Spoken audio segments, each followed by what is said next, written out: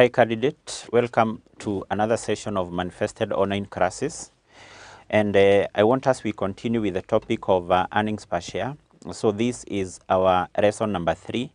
In the previous lessons on the same topic, we defined what is earnings per share. We looked on the significance or basically the benefit of earnings per share. And also we were able to define some few terms. In lesson number 2, we defined what is basic earnings per share and actually looked on how basic earnings per share is computed. And also we discussed on some of the reasons as to why the number of ordinary shares issued at the start of the year may change. So in this session, I want us to do an illustration question regarding the computation of basic earnings per share. And that illustration question is based on a past paper question, and the question is November 2019, which is question number 5A. So we go through the question and then we see what the examiner was requiring. So the question reads, Dakika Limited has prepared its consolidated financial statements for the year which ended 30th September 2019, extract of which are shown below. Also provided below are extract of the consolidated financial statement for the year to 30th September 2018. So we are given some information for 2 years, the year which ended 30th September 2018 and 2019. So number one, we have profit before interest and tax. We have the finance cost, we have the tax charge, we have the ordinary dividends paid, preference dividends paid, and profit attributable to non-controlling interest. And then you're told you have also obtained the following information in respect of company's share capital. Number one, you're told the ordinary shares as that is ordinary share capital as at 1st of October 2017 was shillings 15 million, made up of shares of shillings 5 per value. Number two, you're told Dakika Limited issued some 500,000 shares at full market price on 1st of January 2018. And number three, we are told Dakika Limited also made a right issue of two new ordinary shares for every 10 ordinary shares held as at 1st April 2019. The right issue price per share was shillings 42.5. Market value per share as at the same date was shillings 48. Number four, we are told Dakika Limited also had 1 million 6% shillings 10 per value non-redeemable shares as at 1st of October 2018. So from that particular information, what the examiner was requiring, number one, is we compute the basic earnings per share BEPS for the year which ended 30th September 2018, and number two, we compute the the basic earnings per share for the year which ended 30th of September 2019. So here we are required to compute the BEPS, basic earnings per share, for 2 years.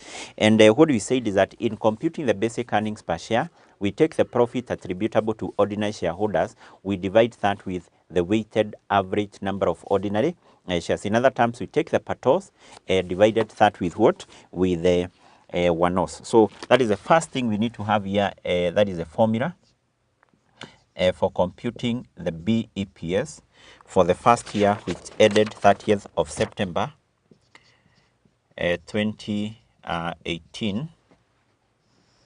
So the formula here is that we take the patos, which in full is the profit attributable to ordinary shareholders. We divide that with one-offs, weighted average number of ordinary shares. So we need to compute these two items. We start by determining the profit attributable to ordinary shareholders. And we start with that for the first year which ended 30th of September 2018. So in terms of how we compute this, we said we take the profit for the year, or the profit after tax, less the preference dividends for that year, and then we less any profit attributable to non-controlling interest. So what you're given in that particular question, we don't have the profit after tax, but we have the profit before interest and tax. So what we need to do for us to get the profit after tax, we take that profit before interest and tax, we less interest, and also we less now the tax, so that we get now the profit after tax. So to get the profit after tax, So we're going to take the profit before interest and tax, and we are starting with the year 2018, which is given as 7012. So to this we less the interest, which in other terms we refer to as the finance cost, and then we less tax, which is 1264, and that now will give us the profit after interest and what? After interest and tax. And then to this we also less the preference dividend. Preference dividend. You also have to recall what we said in our previous session, that if the preference shares issued by the company are redeemable, we don't less their dividends here because they have already been deducted in arriving at this particular profit as part of the finance cost. But in the additional information number 4, we are told that preference shares issued by this company, they are non-redeemable. They are non-what? Redeemable. So therefore, you're going to less those particular dividends here, and you are given the dividend 60,000, and then to this we also less the profit attributable to non-controlling interest. We have that particular figure as a figure of what? 160. So whatever you're going to get here is what we refer to as the PATOS, the profit attributable to ordinary shareholders. So let's compute that, but we need to first of all determine the profit after tax, which is 7012 minus 60 minus 160. Okay, sorry. We take 7012 minus 987 minus 1264. 1264. So that will give us a figure of 4761. And then we less these two items. We less 60 and also we less 160. 160. So we get 541. So 4541, this is what? The profits attributable to ordinary shareholders. So in our case, we already have that. So next, what we need to do is to determine the weighted average number of ordinary shares. And for us to compute this, that is the weighted average number of ordinary shares, we said we take the ordinary shares issued and fully paid at the start of the year. And this particular year, which was ending 30th September 2018, this year started on 1st of October 2018. That is when the year started, not 2018 here, but 2017.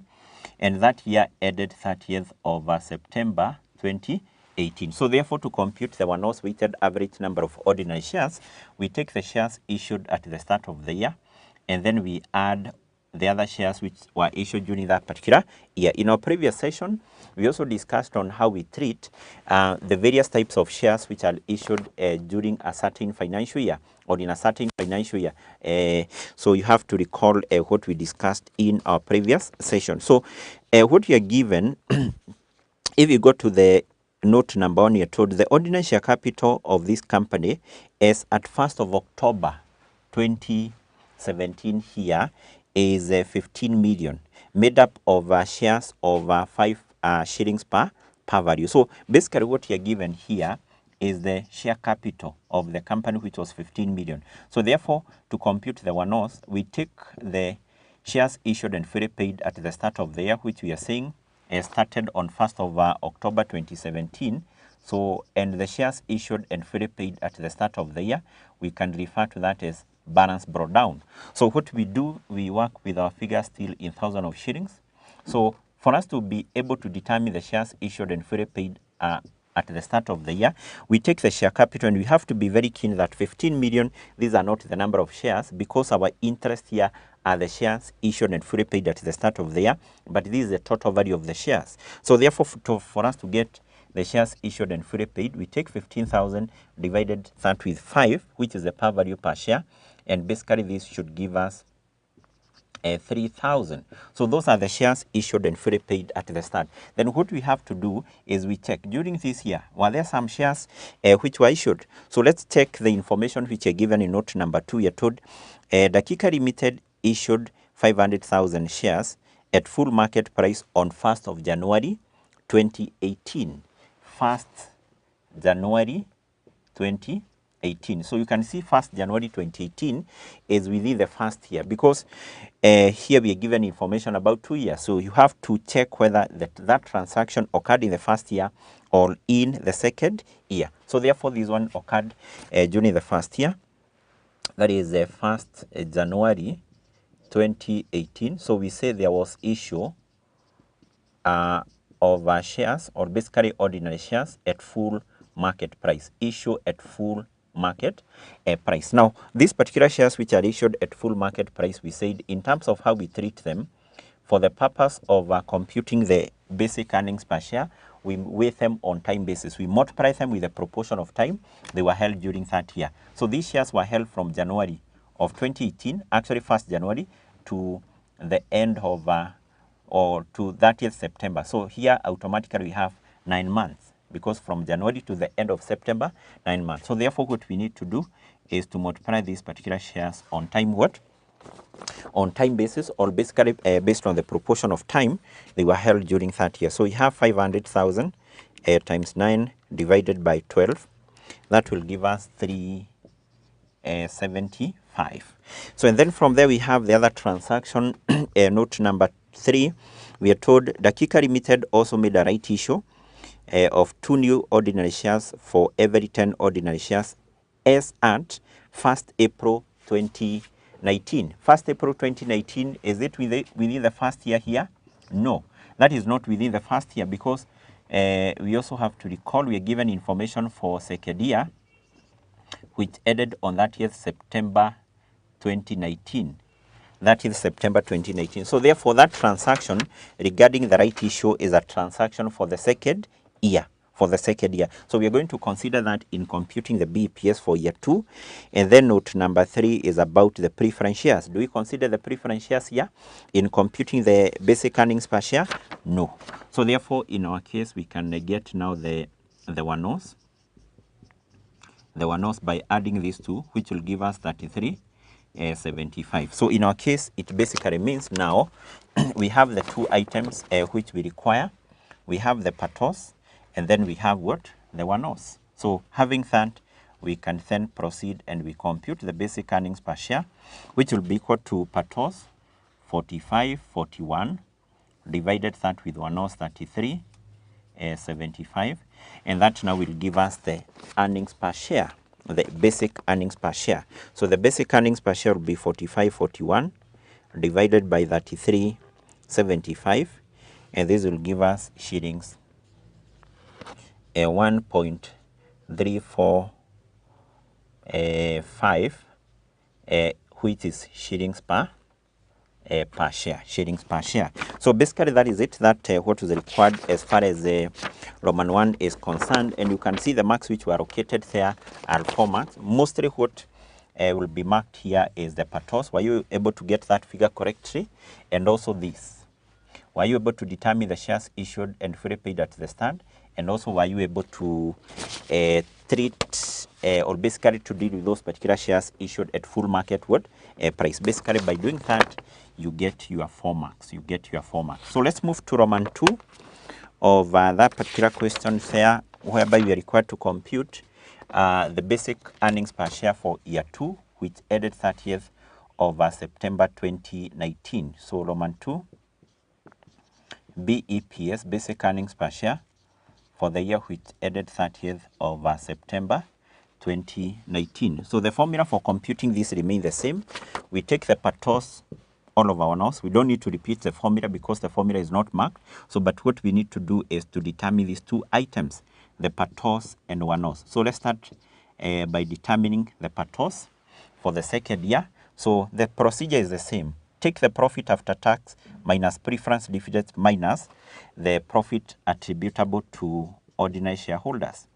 So the profit after tax, equally this one is not given, but we are going to compute it in the same way. We take the profit before interest and tax, which is given as 830, minus the finance cost or minus the interest, 1045, minus the tax charge, which is 1718, and basically that will give us the profit attributable to ordinary shareholders, not the profit attributable to ordinary shareholders, but the profit after tax.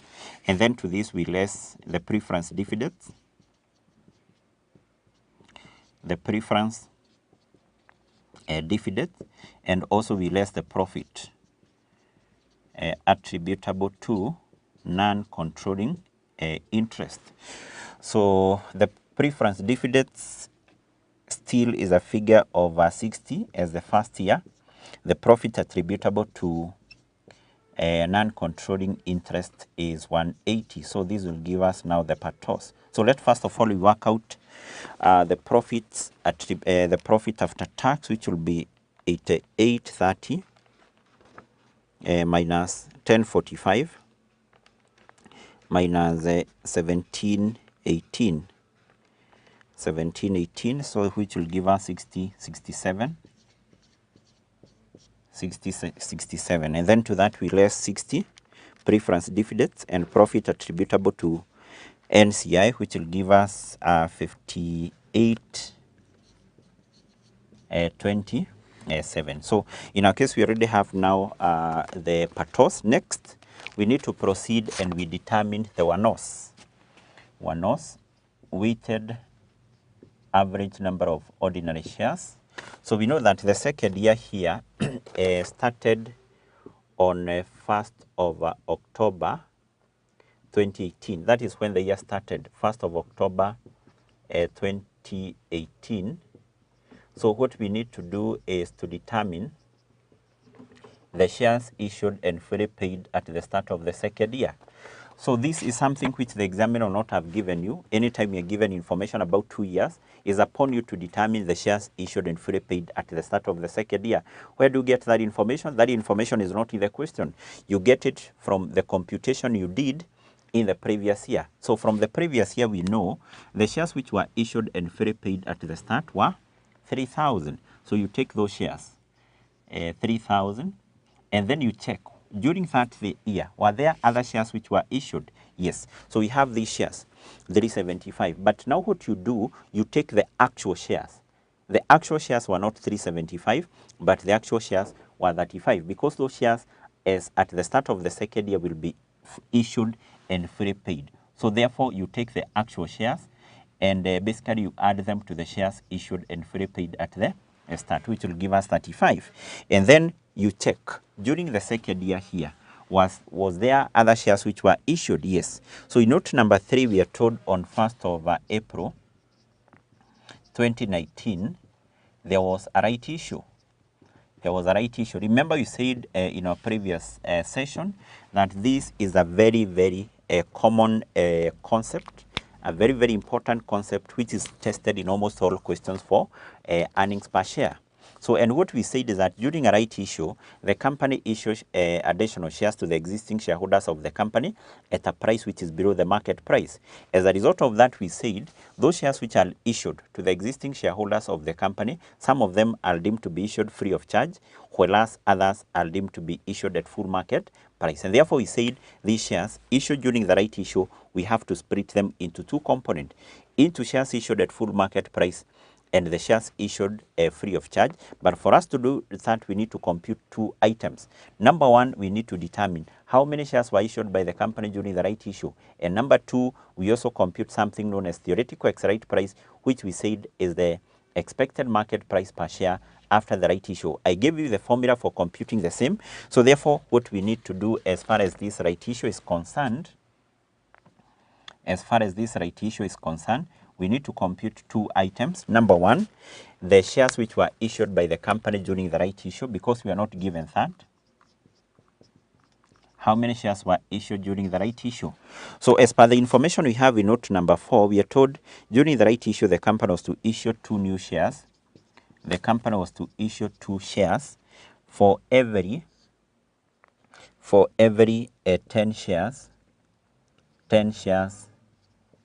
which were held, for every 10 shares which were held. So what we need to do is to ask ourselves, before this particular right issue was made, how many shares were held? And equally, you can't get that in the question, you can only get that from your computation.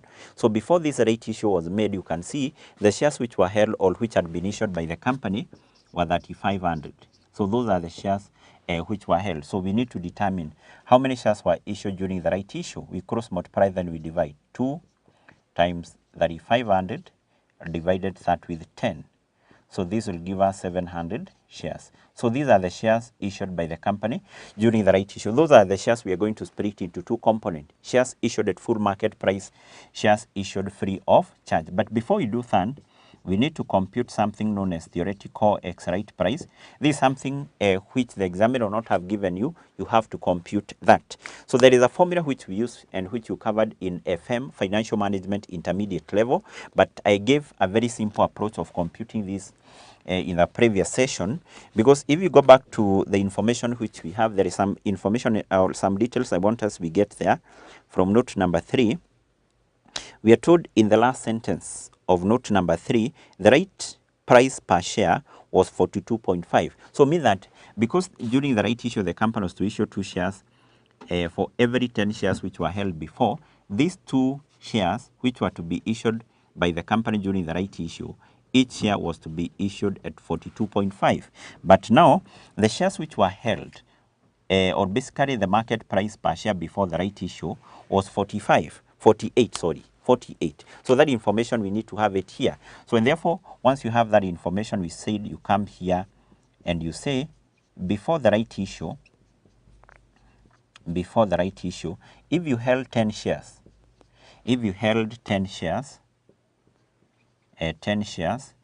and each share was trading at 48, that's what we know, then during the right issue, as a shareholder of this company, you are to be issued with 2 shares. Record the shares there, 2 shares at a price of 42.5. At a price of 42.5. So basically what that means is that the shareholder of this company will be holding 12 shares. If you held 10 before, after you'll be holding 12 shares. And what will be the total market price of these 12 shares? To get the total market price of those 12 shares, we need to multiply 85. So and then we add the 285 plus 480, which will give us 565. So basically what that means is that after the right issue, a shareholder will be holding 12 shares, and the total market price of those 12 shares is 565. So what is our interest? Is the market price of 1 share after the right issue. So which is equal to the price of 12 shares, and then we divide that with 12, so that we get the market price of 1 share after the right issue. So that will give us 47.08. So this is basically the theoretical ex-right price, the market price per share after the right issue. And I think having that now, what we need to do is we proceed and we split these shares into 2. The shares which were issued during the right issue, we split them into 2 components. Number 1, we determine the shares issued at full market price. And we said in terms of how we compute this, we compute, first of all, we determine the amount received by the company from the right issue, which will be equal to the shares issued during the right issue, 700, times the amount which was to be paid per share during the right issue. The shareholders were to pay 42.5. Then divide that with theoretical ex-right price, which you have computed down there, 47.0833, that is 0.83.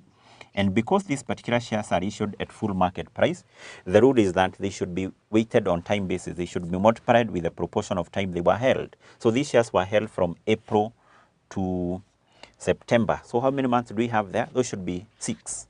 So we have April, May, June, July, August, and September. So we have 6 months out of 12. Make sure your computation there is correct. And then finally, we compute the bonus shares. Bonus shares, these are shares issued free of charge. We looked on the formula and we said we take the total number of shares which were issued during the right issue, 700, minus the shares issued at full market price. The shares issued at full market price is what we have here. Not the final answer you get here, but what you have here. In fact, just transfer this here.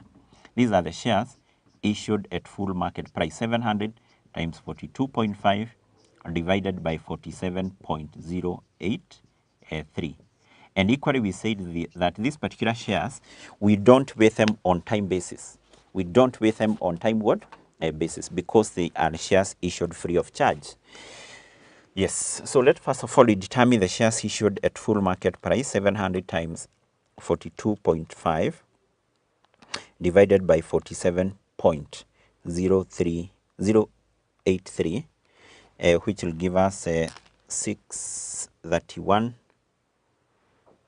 631. Okay, let's take that again. So we have 700 times 42.5 divided by 47.083, okay, times, or basically divide that with 2.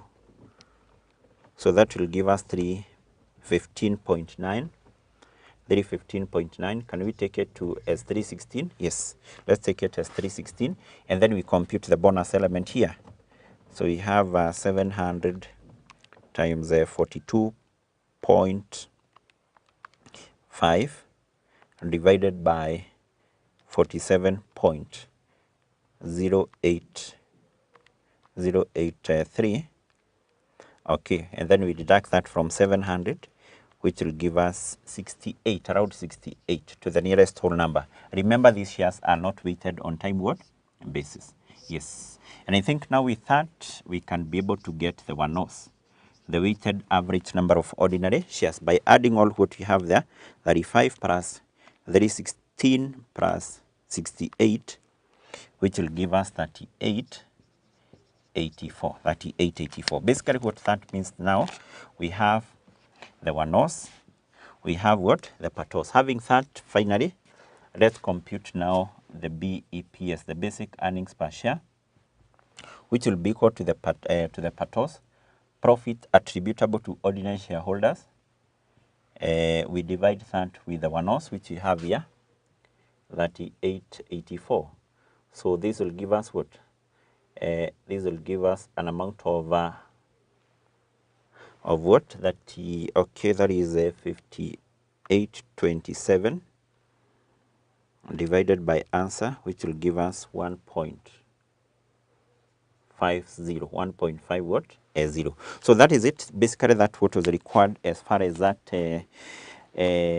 question says is concerned. And how many marks were allocated in that particular question there? 6 marks. So definitely 1 mark, or basically this was one of the items to be marked there, the profit attributable to ordinary shareholders, and determining the number of ordinary shares issued and fully paid at the start of the year, and also computing the number of shares issued during the right issue, splitting them into 2 components, into shares issued at full market price, the bonus element, and also this particular price here, the theoretical exact price, mostly that is allocated a mark, because most of the students have a challenge in terms of how to compute what that, and basically by doing that, a candidate secured how many marks? 6 marks. So therefore, that is it, that what the examiner was requiring as far as that question for November 2019, question number 5A is concerned. And that is all about the computation of the basic earnings per share. So once we come back in our next session, I want us to discuss on the second type of earnings per share, the diluted earnings per share. We look on how it is computed, why companies are required to compute the diluted earnings per share, and then from there we look on an illustration question which is also based on a past paper question. So see you in the next session.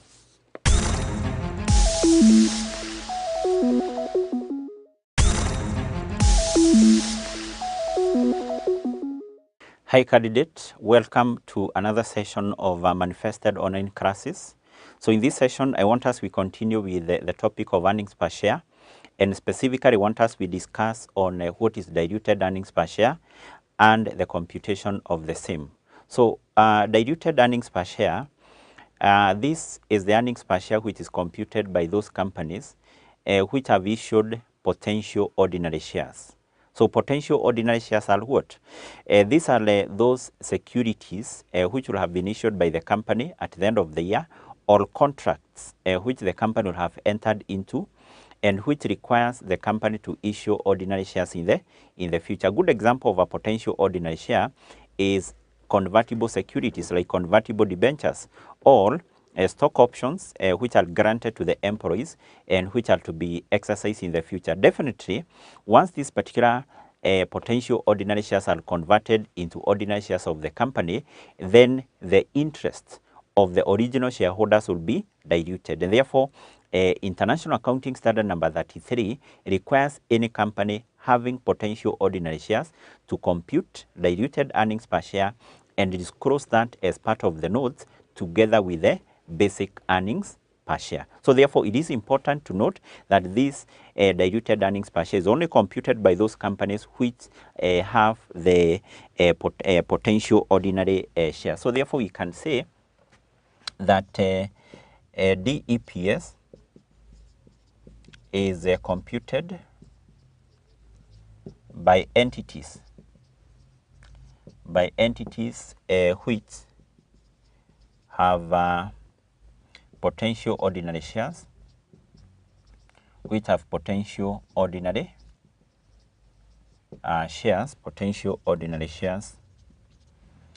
e.g. convertible debentures, comma, share or stock option or stock options, etc.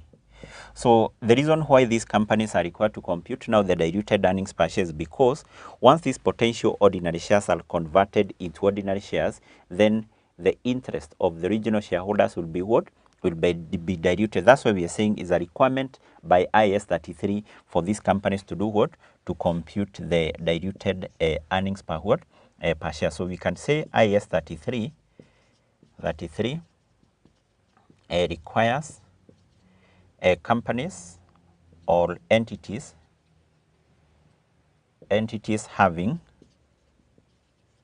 having potential ordinary shares, that is abbreviated as POS, potential ordinary shares. IAS 33 requires entities having potential ordinary shares to compute and disclose DEPS together now with the basic earnings per share. So this diluted earnings per share, we said it must be disclosed as part of the note now to the financial statement. So therefore, any company having POS is a requirement. It has to do what? To compute and disclose what we refer as what? The diluted earnings per share. Why? This is because once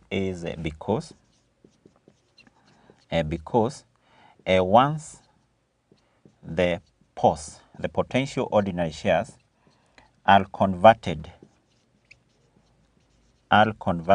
into ordinary shares, the interest of original shareholders will be diluted.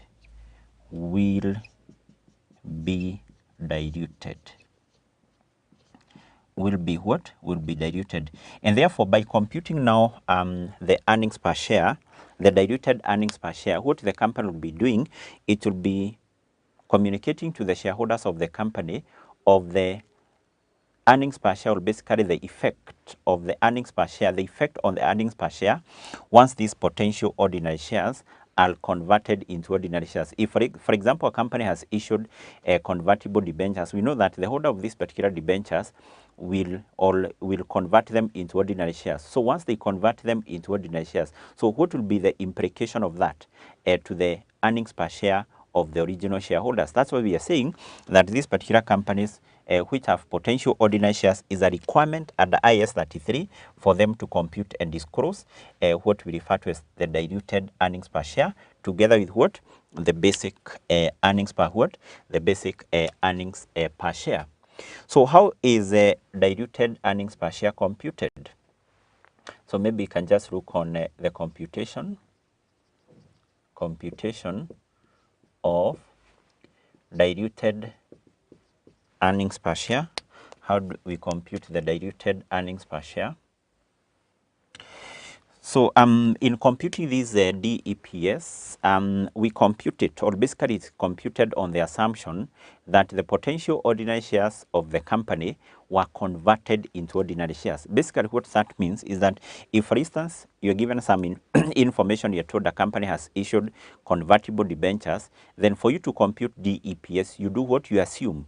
They were converted into ordinary shares during the current year, and now you ascertain the implication, or basically the effect of that conversion of convertible debentures into ordinary shares on the earnings, or basically the profit attributable to ordinary shareholders, and also you ascertain the implication, the effect of that conversion on the weighted average number of ordinary shares. So that is very, very important, that this earnings per share is computed on an assumption that the potential ordinary shares were converted into ordinary shares. So that is maybe the first important point we can say, that DEPS is computed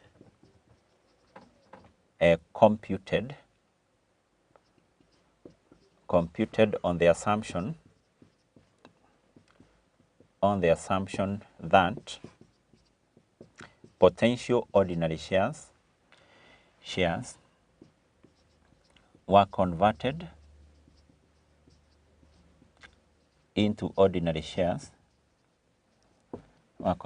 into ordinary shares during the current year,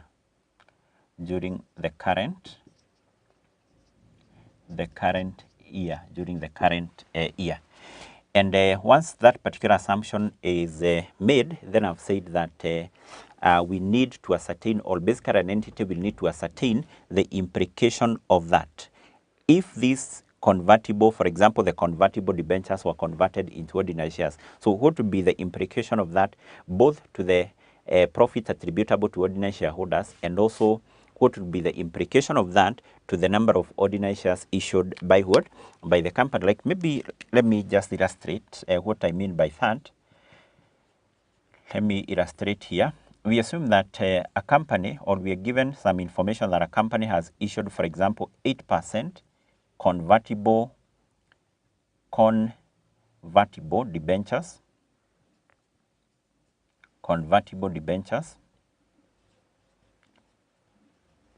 debentures having a value of like 5 million shillings, 5 million.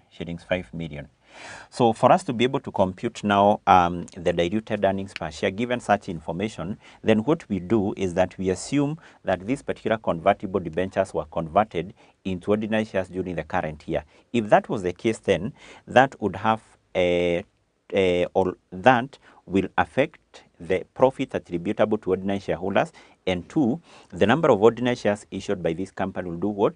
Will reduce. Sorry, will increase, that is. And therefore, what you do once you assume that this particular convertible debentures were converted into ordinary shares, you proceed, you compute two items. One, you determine something called the increase in earnings.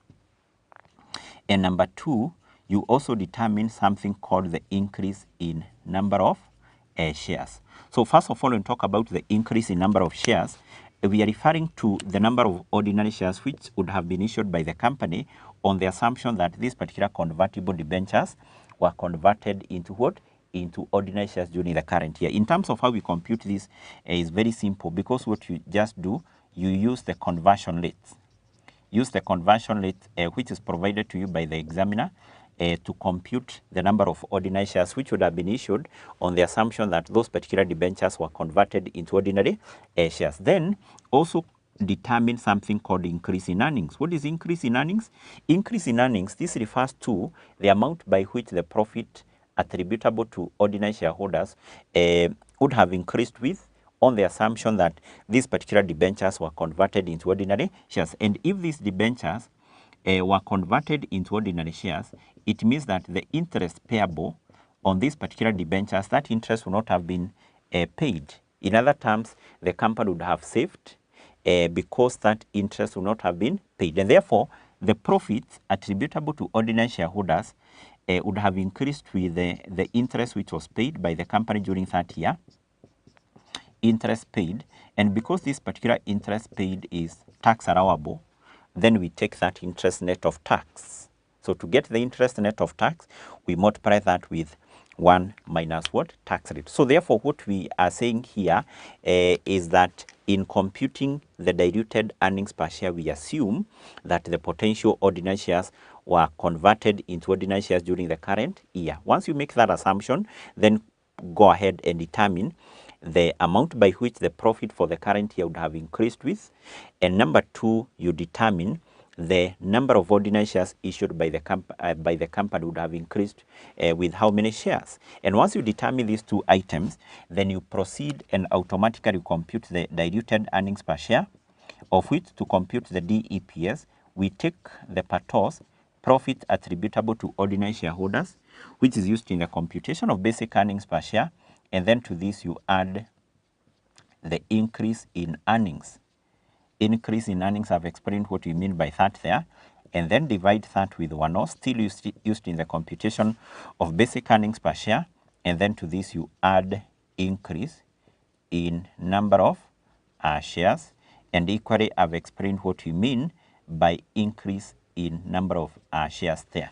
So that is the general formula, or basically the formula which is used in computing the DEPS. In computing what? The DEPS. Now, from there, we proceed and we look on specifically how we deal with the various types of potential ordinary shares in computation of diluted earnings per share. And I want us we start by looking on the treatment of the first type of potential ordinary share, and that is the convertible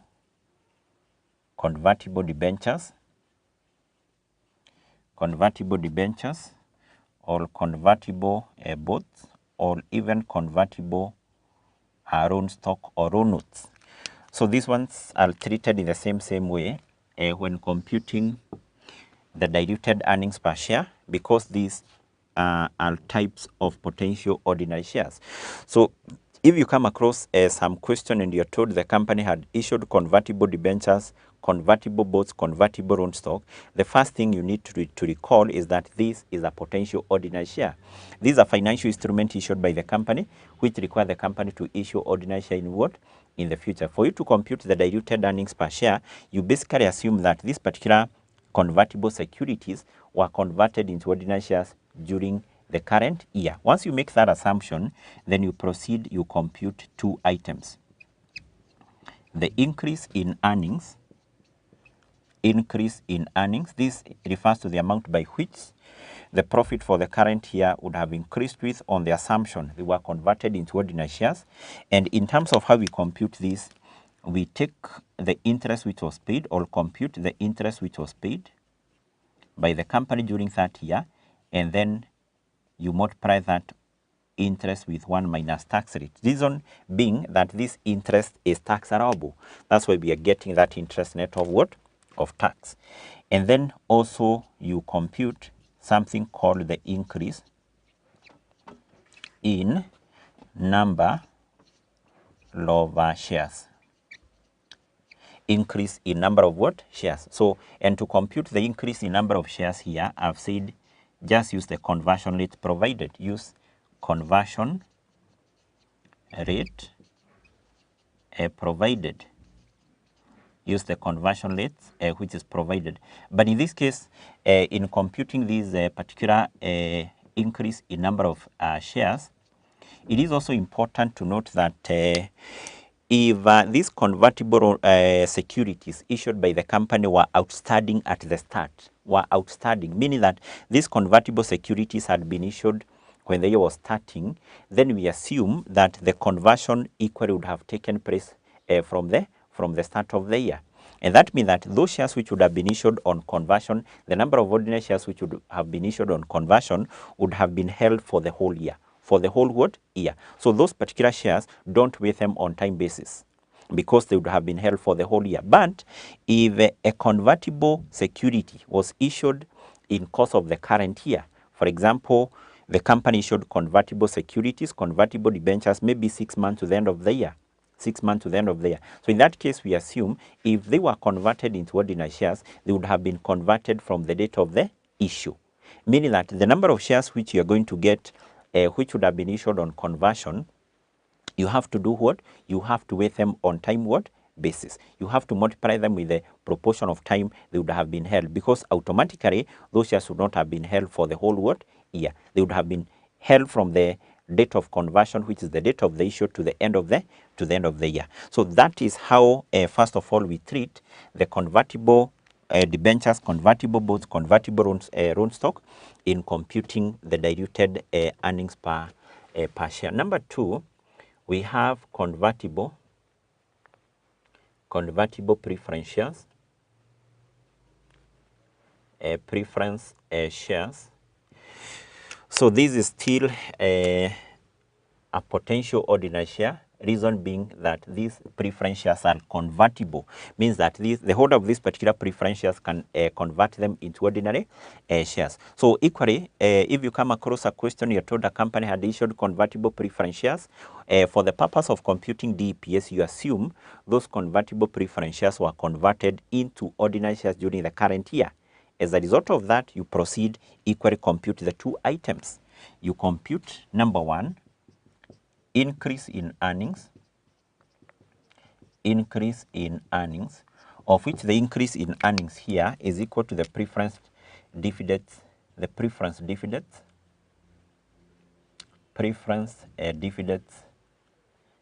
paid during that year, preference dividends paid during that year. And then number two, you determine the increase in number of shares. So equally to determine this increase in number of shares, what you do, you equally use the conversion rate. Use the conversion rate provided. Use the conversion rate which is provided. And equally, what I've said here, if the convertible preference shares were issued in course or during the current financial year, you assume the conversion would have taken place from the date of the issue. Basically, what that means that the number of ordinary shares we are going to get as the shares which would have been issued on conversion, what you do, you have to weigh them on time basis. You have to multiply them with the proportion of time the shares would have been held during that year. Then let's proceed and look on how we compute or how we treat the other type of potential ordinary share in computing the EPS, and that is the share or stock options. Share or stock option. So when talk about the share or stock option, we know that this basically a privilege is a right which is given to the employees of the company to buy the company shares in the future at a price which is below the market price. Equally, in computing the diluted earnings per share, we assume that these stock options or the share options were exercised during the current year. The employees of the company bought the shares of the company during the current year, but at a price below the market price. So therefore, what you do, you equally have to proceed and you determine the two items. Number one, increase in earnings, of which the increase in earnings, as far as this potential ordinary shares are concerned, then increase in earnings is always equal to zero. Reason being that here the employees of the company are just granted an option or a right or a privilege to buy the shares of the company in the future at a price below the market price. As a result of the employees being given that right, they are not entitled to any form of return until the time they buy the shares. So therefore, even if they bought those particular shares of the company during the current year, that action by the employees will not affect the profit attributable to ordinary shareholders, simply because they are not entitled to any form of return. So by exercising that option, the company will not save anything, so the profit attributable to ordinary shareholders will not be affected. It will not increase. That's why we are saying increase in earnings for stock option is always equal to zero. And then number two, we determine the increase in earnings. Remember, the increase in number of shares, not increase in earnings. Increase in number of shares, this one we have said refers to what?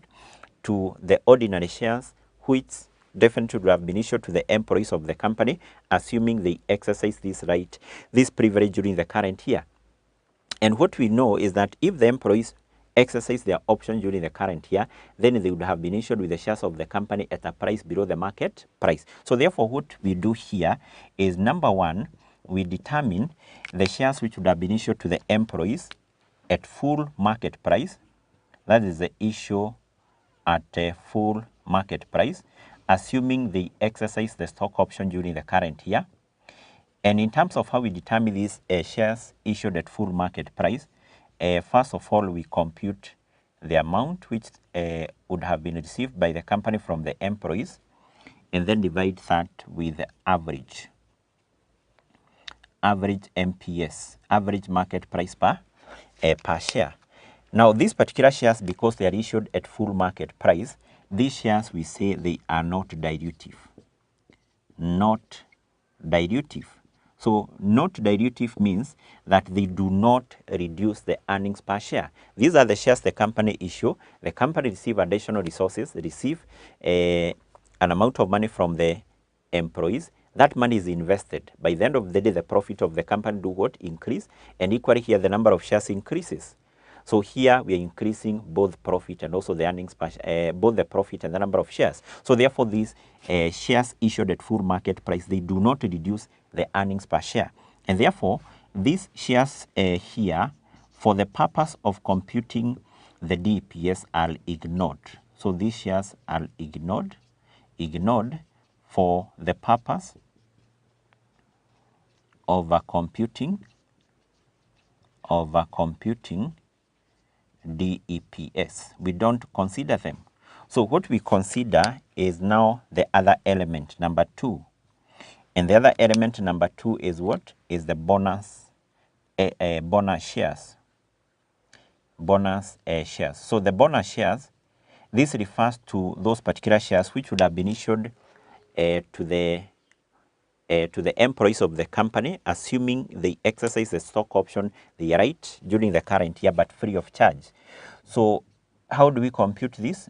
So number 1, we take the total shares which would have been issued to them, assuming they exercise the stock option during the current year, and then deduct the shares which would have been issued to them at full market price. And the shares issued to them at full market price is computed using this formula. So we deduct issue at full market price. Now, these particular shares are the ones which are dilutive,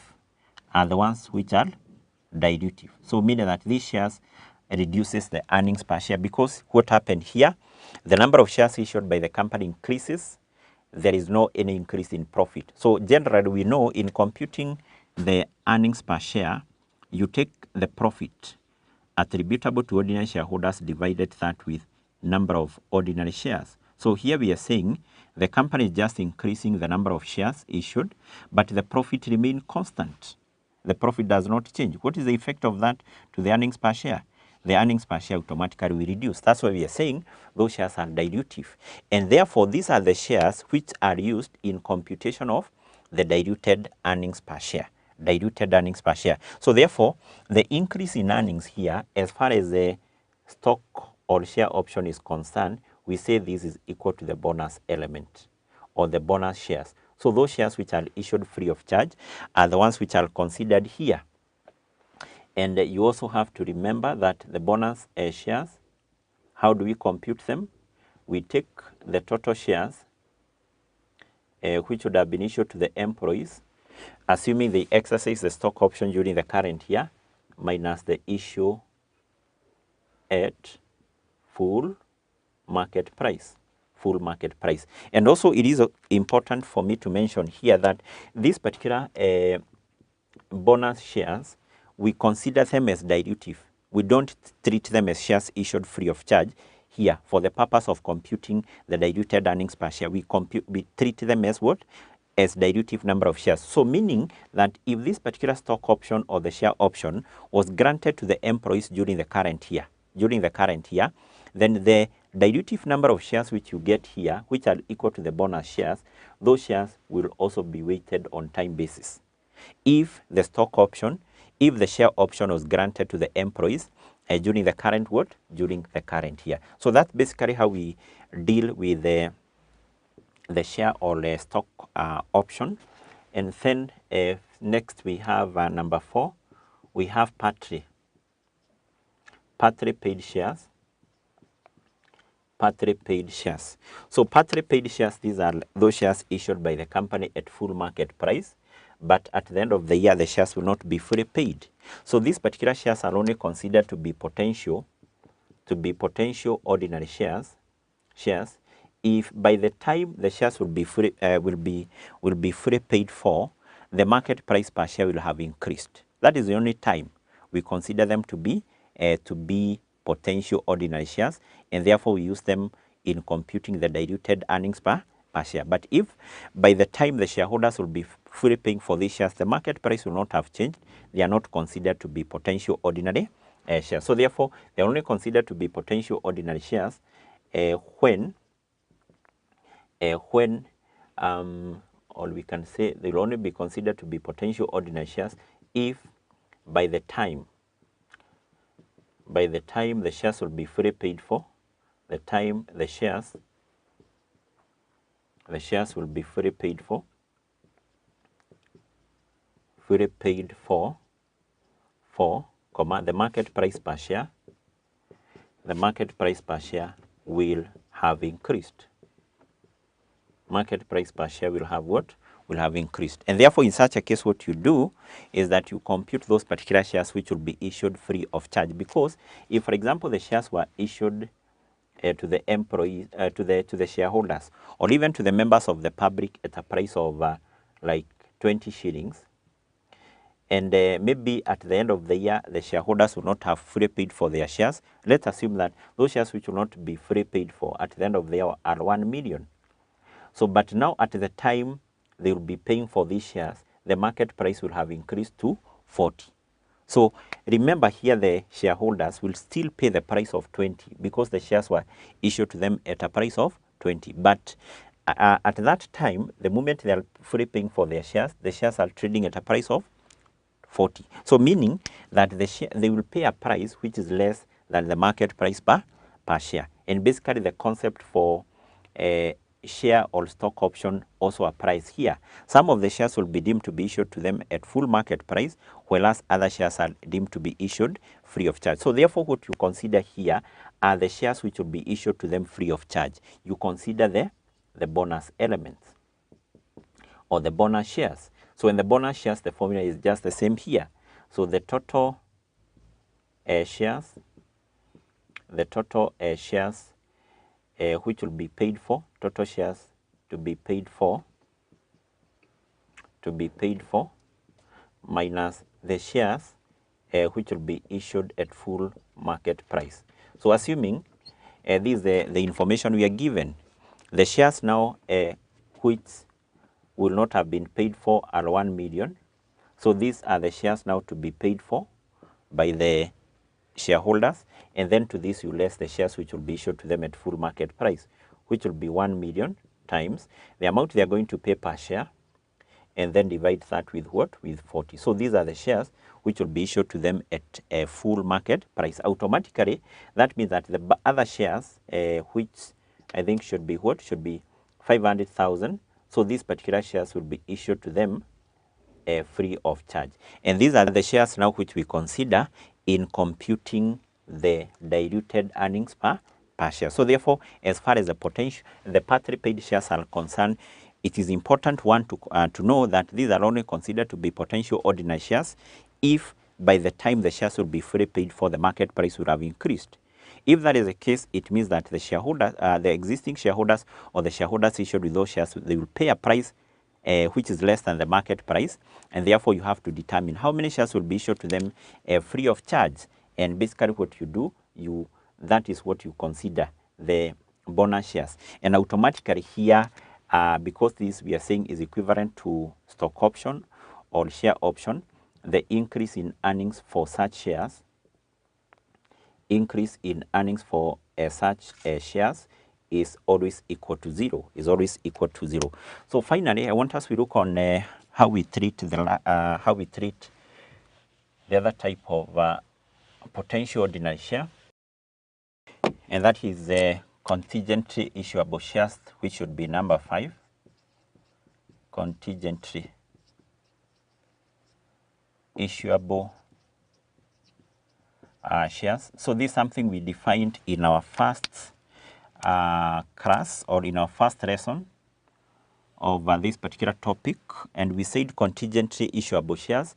These are those particular ordinary shares to be issued by the company in the future upon fulfillment of certain conditions. For example, in this case, we said the senior managers of the company can be promised to be issued with the shares either free of charge or at a little consideration upon satisfying certain conditions. And therefore, these particular shares will only be considered to be potential ordinary shares, and therefore used in the computation of basic earnings per share if two criteria have been met. Number one is that the condition agreed between the company and the senior managers, that condition has been met. If the condition was that the senior managers will be issued with the shares either free of charge or at nil consideration once the profit of the company exceed a certain amount, for these shares to be considered as potential, that condition must have been met. The profit must have exceeded that particular amount. And number two, or the other criteria, is that the shares have not been issued. Shares have not been issued. And in most of the cases, because now these particular shares will be issued at a price which is below the market price, we treat these particular shares, contingently issuable shares, as an equivalent of share or stock option. So mean that in computing the diluted earnings per share, we assume that these shares were issued during the current financial year to the, for example, senior managers. As a result of that, you compute the two items, the increase in earnings, which will automatically be zero because we are saying this is equivalent to a share or stock option. Here the shares are issued to the senior managers at a price below the market price. So the increase in earnings is equal to zero. What about the increase in number of shares? Increase in number of shares is also equal to the bonus element. Those particular shares which would have been issued to the senior managers free of charge. The formula for computing the bonus element remains the same as the ones we have discussed here. So the total shares which would have been issued to the senior managers minus the shares which would have been issued to them at full market price. So basically that's how we treat different types of potential ordinary shares in the computation of diluted earnings per share. And those concepts we have discussed here are very, very important because you need to recall them in tackling any question for DEPS. So I want us to stop at that point. Once we come back in our next session, we are going to look on an illustration question which is based on a past paper question.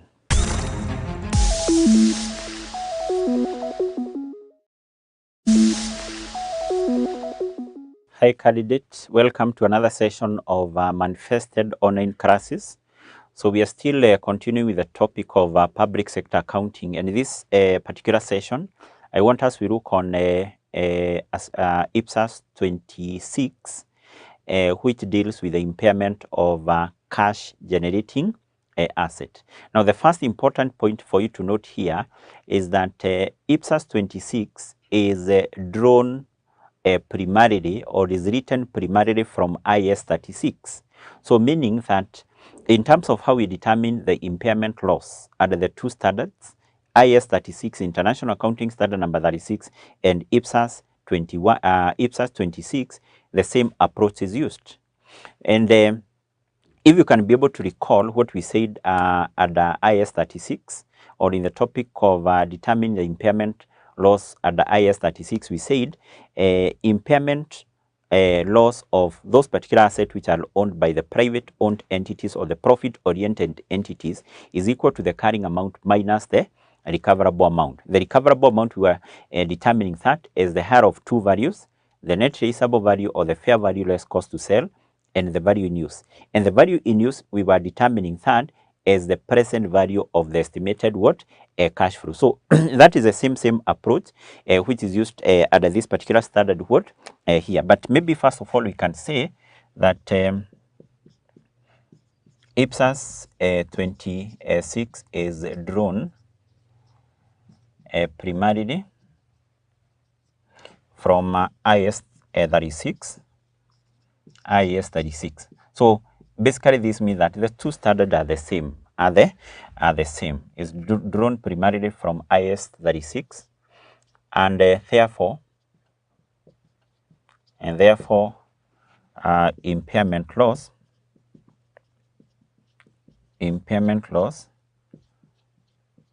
under the two standards, the two standards we are talking of IS 36 and IPSAS 26 is the same. Impairment loss under the two standards is determined in the same way. Determined in the same way. Let's look on how we determine this particular impairment loss under the two standards.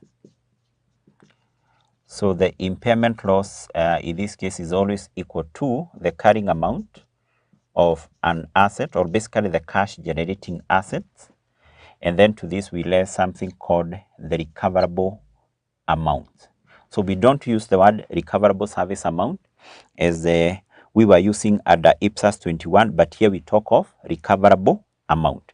So the carrying amount or the net book value, this is determined in the same way. We take the cost minus what? The accumulated depreciation. But what about the recoverable amount? The recoverable amount. So the recoverable amount, this is defined as the higher of two values. So basically we can say that this is the higher of cash generating assets. Number one, net realizable value, or the fair value less cost to sell. So basically this is the amount the entity will get after selling the asset currently minus the cost which will be incurred in selling that particular what? Asset. We take the higher of that, all over 2, something we refer to as the value in use. The value in what? In use. The value in use. So and basically in this case, when we talk about the value in use of cash generating assets, value in use of a cash generating asset, this is equal to the present value of the expected cash flows, expected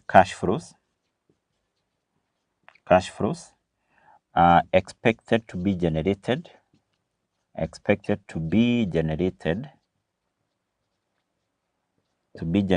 from continued use of the asset, continued use of assets, use of assets, and from its disposal,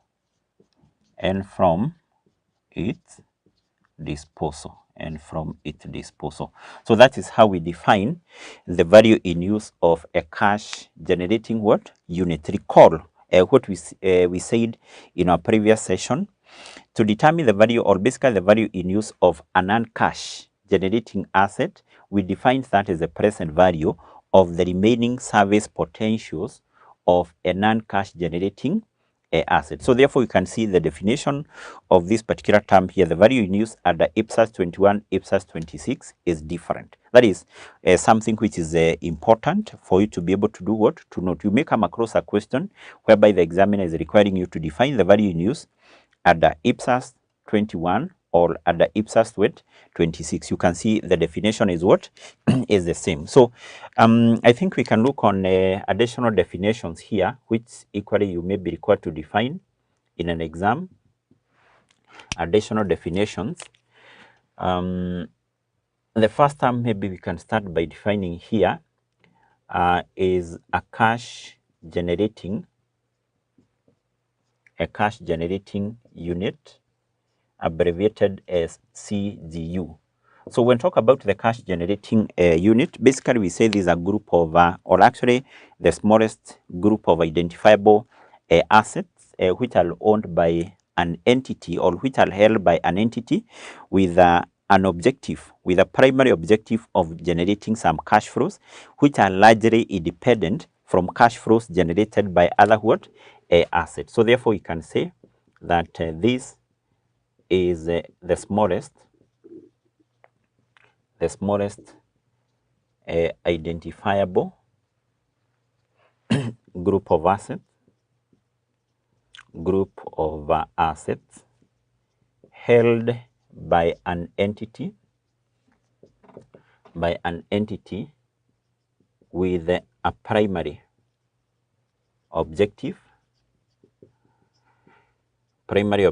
of generating commercial returns,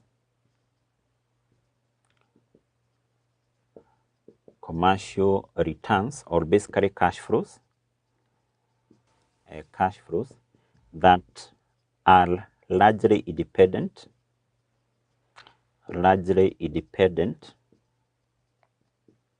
from cash flows, or basically from other or from commercial returns, cash flows or commercial returns generated by other assets or group of assets, or group of what? Of assets, or group of assets. So that is how we define a cash generating unit. A group of what? Asset which are held with a primary objective of generating cash flows which are independent from cash flows which will be generated by other what?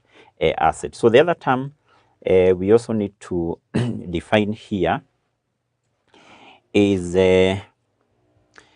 maybe we can define the value in use, although I think we have briefly mentioned that here. So we define the value in use of a cash generating asset. And we have said that this value in use of a cash generating unit is quite different from the value in use of a non-cash generating unit, because you have said that this is basically equal to the present value of the expected cash flows. The expected what? Cash flows which will be generated from the continued use of the asset and also from its disposal. So these are basically some of the terms which the examiner, or which you may be required to define in an exam. One of it is the recoverable amount, and in this case we are talking of the recoverable amount of cash generating assets. Cash generating what? Assets. You may also be required to define this other term here, which is a cash generating unit, and also what you refer as the value in what? In use. But basically what you have said is that IPSAS 26 and also IS 36 basically are the same, meaning that how we determine the impairment loss at the two standards is actually the same. And actually we don't have any question which has been tested from this particular standard here, whereby the examiner was requiring a candidate or candidates to compute now the impairment loss at the IPSAS what? 26. So the questions which are usually tested are questions at the IAS what? 36. So most of the questions which come from this particular standard here, they require you to define a number of what? Of terms. Like you can be required to define the cash generating unit, the what you refer as the value in use of cash generating asset, or maybe the recoverable service what? Amount. So that basically is the end of that particular small subtopic regarding determination of impairment loss of the cash generating assets in accordance with IPSAS 26. So for now, here is today's assignment. With the reference to IPSAS 26, impairment of cash generating asset, explain the following terms. Number 1, value in use. Number 2, recoverable amount. And number 3, a cash generating unit. So that is today's assignment. See you in the next session.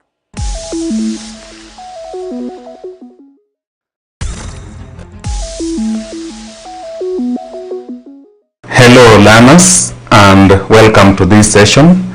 Today we intend to cover more advanced functions and formulas in Excel, and specifically we are going to start with areas to do with cell referencing. So we are going to cover cell referencing. Of course, cell referencing is divided into 3. We have relative cell referencing, we have absolute cell referencing, and we have mixed cell referencing. We are going to look at all of the above mentioned type of cell referencing so that we can be able to come up with how they work and how they help you as a user or a user in Excel to be able to execute your functions. Welcome, and I hope this session will be fruitful. First, we are going to open Excel the normal way.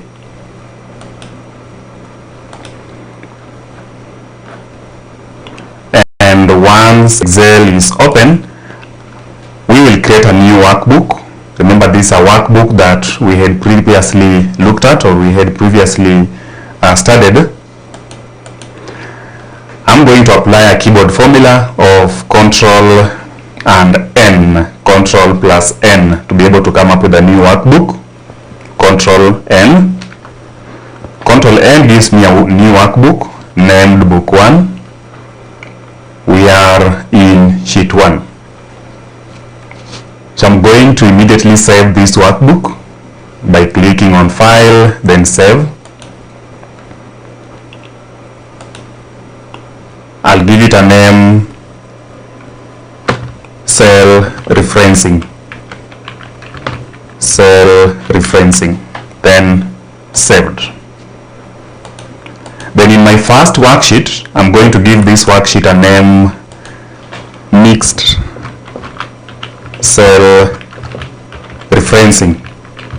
Mixed cell referencing, that is the name of the first worksheet that we have here, mixed cell referencing.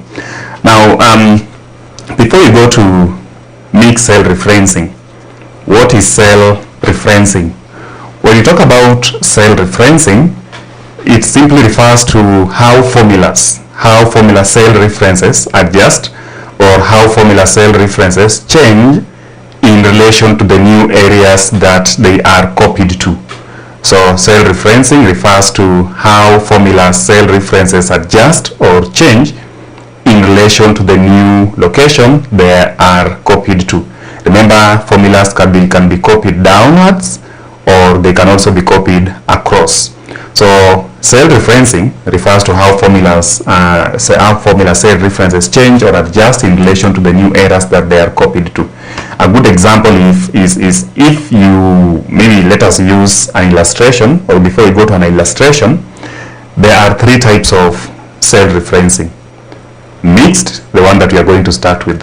So let us start with mixed cell referencing. Not mixed cell referencing, but relative cell referencing. That was an error there. So relative cell referencing. Relative cell referencing is a scenario where the formula's cell references change, or the formula's cell references are free to move, or they are free to adjust in reference to the new areas that they are copied to. So it means formulas are free. Formulas change willingly in the new areas that they are copied to, either downwards or even across. That is relative cell referencing. And in relative cell referencing, you don't have to do anything. Actually, it is the default type of cell referencing in Microsoft Excel. So it's default, it comes by default, and you don't have to do anything to a formula, because when you copy it down or when you copy it across, a formula will just change its cell references in relation to the new location that they are copied to. So let us use an example. So we have here ABC Limited cooking fat distributors. ABC Limited cooking fat distributors. And after ABC Limited cooking fat distributors, we have the product that ABC deals with. Product, of course, this one will be product name. We have quarter one. I can use quarter one. We have quarter two.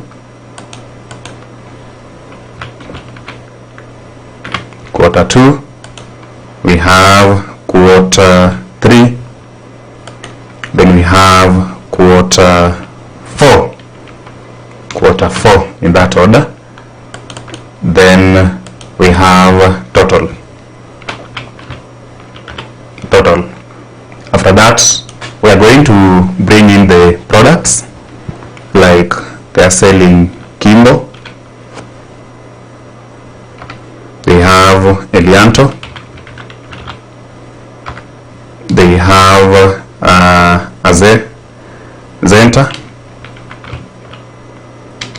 Zenta. They have Chipo. Then in quarter one, maybe this one is in shillings.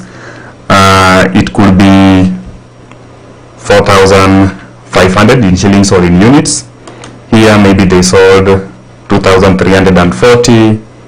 On this side they sold 2,500. Then quarter four they sold 7,500 or 756. Elianto 3,200. 2,300. That one is 3,401. 1,510. 2,305. 1,110. 2,350. 3,468. 2,457. Then is Chipo 3,400. They did not sell anything there, so maybe 0. 5,210. Then 2,000 flat. This is what they sold. And here we also have total. Then we also have annual sales here. Annual sales in that particular area there. After that, this is to be, maybe you can do something here. Then insert borders. So I'm going to insert borders on that. All borders. So it's bordered. And again, I'll make it more interesting by deleting those cells. So I'll delete those cells there. They are gone. I will, yeah, it looks fine. I'll also adjust this if need be, so that we have something like that. If you want to, there are things that you can also merge. You can merge the above area, so merge across, can make it bold. You can also be able to increase the size of that so that it's more visible. Could do the same here by increasing the font size so that it's more visible to all the users. So something like that. Then you can adjust.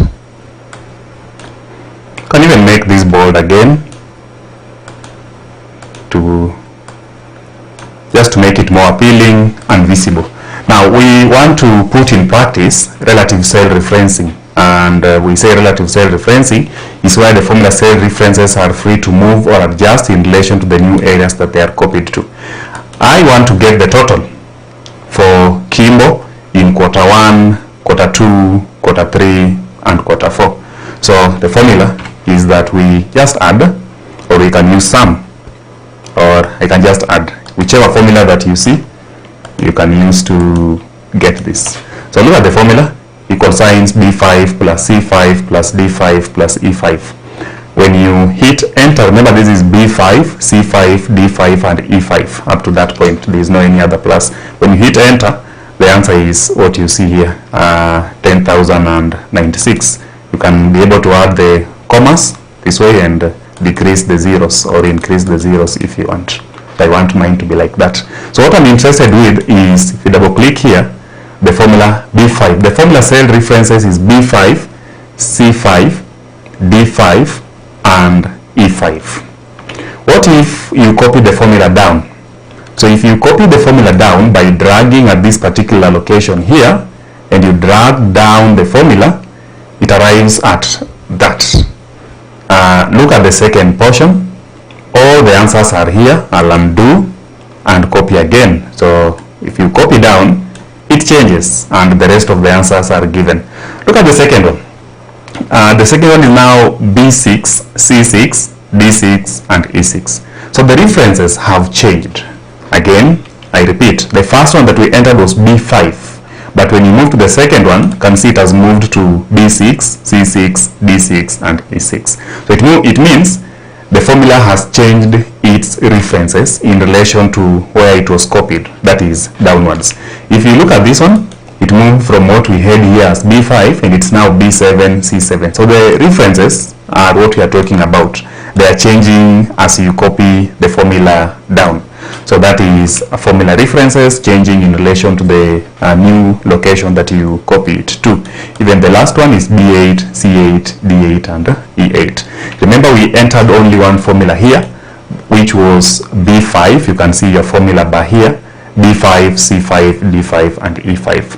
But as you copy it down, it changes to now the B8, C8, D8 and E8. So that's how relative cell referencing works, where the formula cell references are free to move or change in relation to the new location that they are copied to. Now what if it is to be done now across? Let's see. What if you have to copy your formula across? So we're going to use one of the many functions that we already know of. I can use formulas, sum, then sum. So it picks everything already. The same thing, of course, can be done by preceding that with an equal sign, then sum, then double click on the sum, drag from top up to down, then you close with the bracket, then you hit enter. Before you hit enter, the formula cell references are B5, the range of B5 to B8, B5 to B8. If you enter, remember it can be copied down. I will include the decimals and after that reduce the zeros that way. Now I repeat, B5, B8. Those are the formula cell references. If you copy it across, if you copy this formula across, the way I'm dragging the formula here using this option, I copy it across. Now what are the new formula cell references in specific locations? Remember, the hash means that the space was limited there, so I've expanded column B. Now the formula changes to C5. Remember here the formula was B5 and B8. But if you copy it across, the formula cell references changes to C5 and C8. Here you can see it is E5 and E8. So it keeps changing. It's not the same as the other one. In fact, the columns are being adjusted as you move to the right. The formula cell references keep changing as you drag it to the right. Again, the first one was B5 and B8. But when you move to the next one, the B changes to now C, and this one moves to C, and C5, C8. This other one will be D5 and D8. The other one will be E5 and E8 in that order. this one moves to F5 and F8. So in relative cell referencing, the formula cell references are free to move as you copy your formulas, either moving down or moving across. What if you want to get the annual sales here? This would be equal sign, then you take the total here, then you multiply that with, of course, 4, because a year has 4 quarters. After that, your answer is 162,388. So that is relative cell referencing. Remember, you can do a lot on this. You can change the colors if you want. If at all you want to change that color, you can be able to change. You can even change the background color if you so wish. If this is what interests you, you can change the background colors and all that. So you can do a lot even to this. Assuming you want to adjust various things there, like background colors, it's all possible. You can be able to change the background colors and all that. This can also be changed to something else, like that. Looks nice. You can also change this to a different background color if that is what suits your needs. So that is a relative cell referencing. Remember, in relative cell referencing, formulas are free to move or adjust in relation to the new areas that they are copied to. Next, we look at absolute cell referencing. Of course, in absolute cell referencing, that one is a bit different. So I'm going to create a new worksheet. Remember, this one is relative. I'll give it a tab color. That is better. Then I'll be able to create a new one and name it to absolute cell referencing. Absolute cell referencing. Absolute cell referencing. Now, this was relative. Now we move to absolute cell referencing. Change the tab color to even blue, like that. Now, in absolute cell referencing, it's a bit different, because under this kind of cell referencing, formula cell references are made to be fixed, or let's say constant, pointing to the cells that have been made, of course, to be fixed or constant. So it means the formula cell references are made to be fixed, or they are made to be constant, pointing to the cells originally copied from. That is absolute cell referencing. Remember, as you do your formula, there is this particular cell that maybe you want your formulas to keep referring to. If you want to do that, then it means you'll be applying absolute cell referencing, where the formula cell references are made to be fixed or constant, pointing to the cells originally copied from. And for you to be able to make a cell to be fixed or constant, it means you will precede both the column heading and the row heading of that particular cell with a $sign. You will precede the column heading and the row heading of that particular cell with a $sign. For you to be able to do that, it is the function, one of the functional keys, F4. So if you press on F4, we'll be seeing that as we begin on that. It means you will have inserted a $sign both before the column and the row heading, or shift together with the 4. Shift together with the 4 also does the same tasks as F4 when you want to bring on board a $sign both before the column and the row headings. Let's put that again in practice, and we will have, let's say XYZ universal traders, XYZ universal traders, XYZ universal traders, and we can talk of analysis of product sales, analysis of product sales for the year ended 2022, and here we have value added tax, VAT rate. So we have VAT rate, value added tax rate. So that is value added tax rate. We have discount rate. So discount rate, of course, it will be in percentage. VAT rate is 16%, so I'm going to 16%. The discount 2.5. The discount is 2.5%. Here, product there, and then buying price. This could be buying price.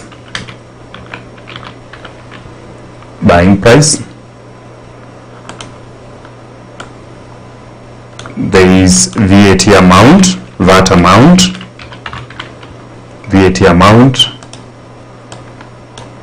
We have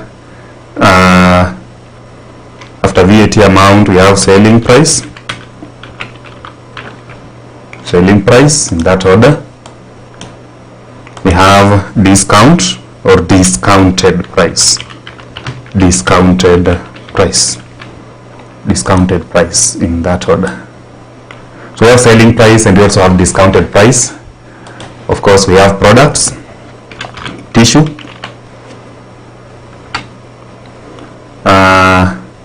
pampers,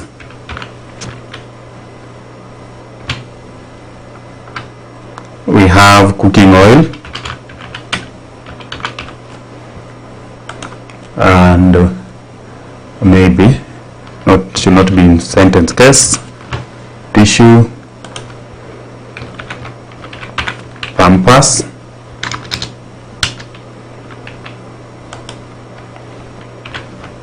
cooking oil, and the last product can be honey. One can also bring in the milk. That way, then the buying price of tissue, we are going for a roll of maybe 4, or a roll of 10, or a roll of 8. That can be around 320. Pampers 865. Cooking oil 1399. Honey, that can be 1500. Milk 534. So that is the buying price of those products. But before we move forward, I want us to insert the borders. So you select everything this way. Before that, you can also get the total. You can also get the total here. Total. Then now we select everything that way. Then insert borders. Insert borders, all borders. Once you've inserted all borders, you make sure that it's a bit visible by increasing the size. Once you have that, you adjust again that everything fits well. Just make sure everything is visible, even the amount, price, discounted price. Then I want to merge this, merge and center, merge and center, or merge and center. I want to do away with some border there, so I'll say bottom border. I'm doing away with bottom border. It's still there, but bottom border again, bottom border, it's still there. Okay, what about top border?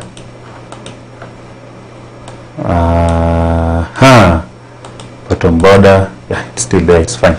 I can also, this one is centered, well centered. I believe I can remove this. You just select and delete cells. So I delete cells and they are gone. There is a border that has gone away, so that is the right border. So the right border is back.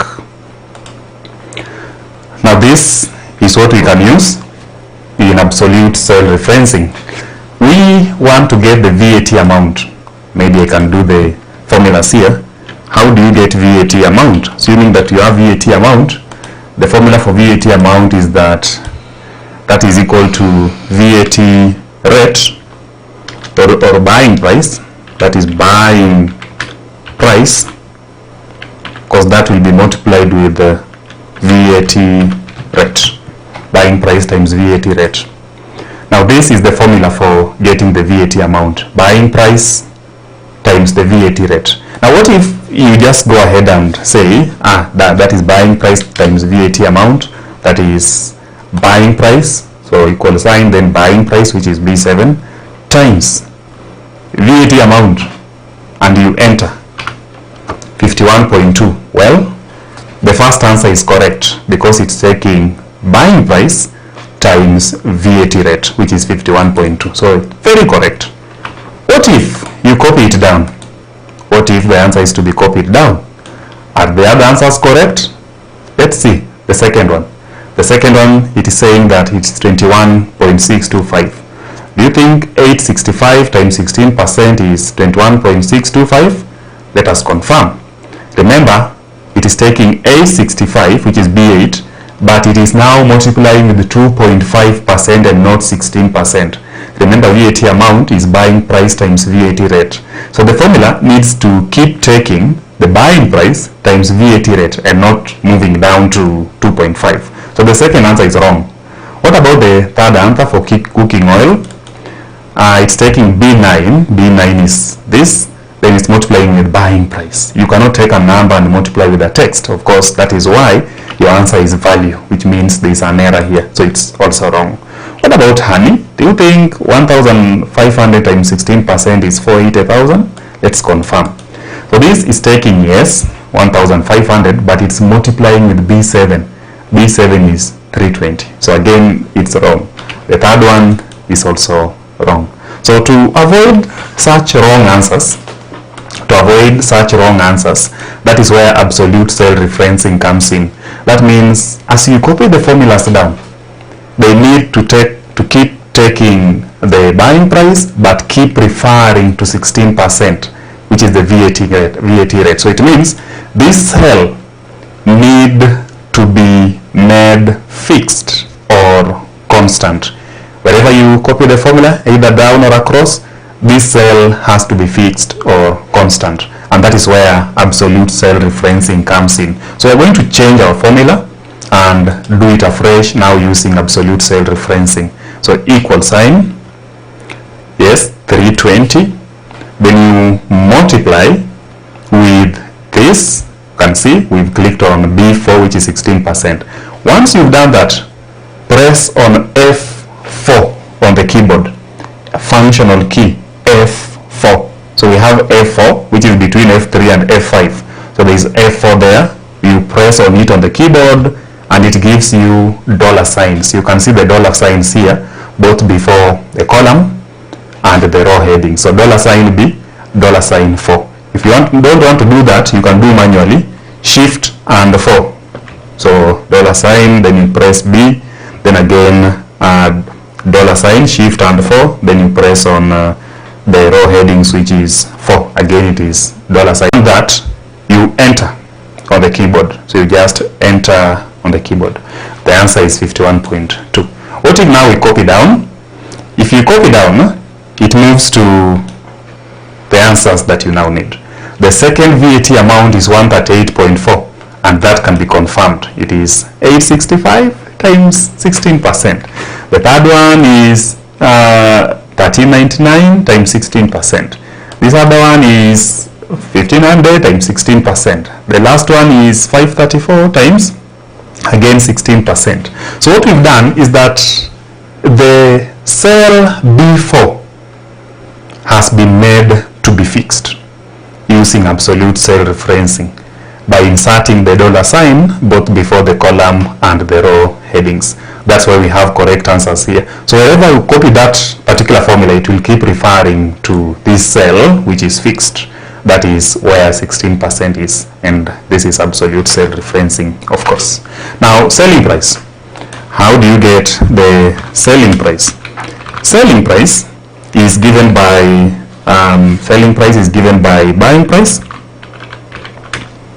buying price plus VAT amount. Buying price plus VAT amount. So that one doesn't have absolute cell referencing. You just add. That is equal sign this, then you add with this other one to give you the selling price. That one doesn't require absolute cell referencing. Once you have these hands, of course that is a relative cell referencing. You just apply relative cell referencing where no cell is to be made fixed. So you copy it down and you'll have your answers to the end. Discounted price.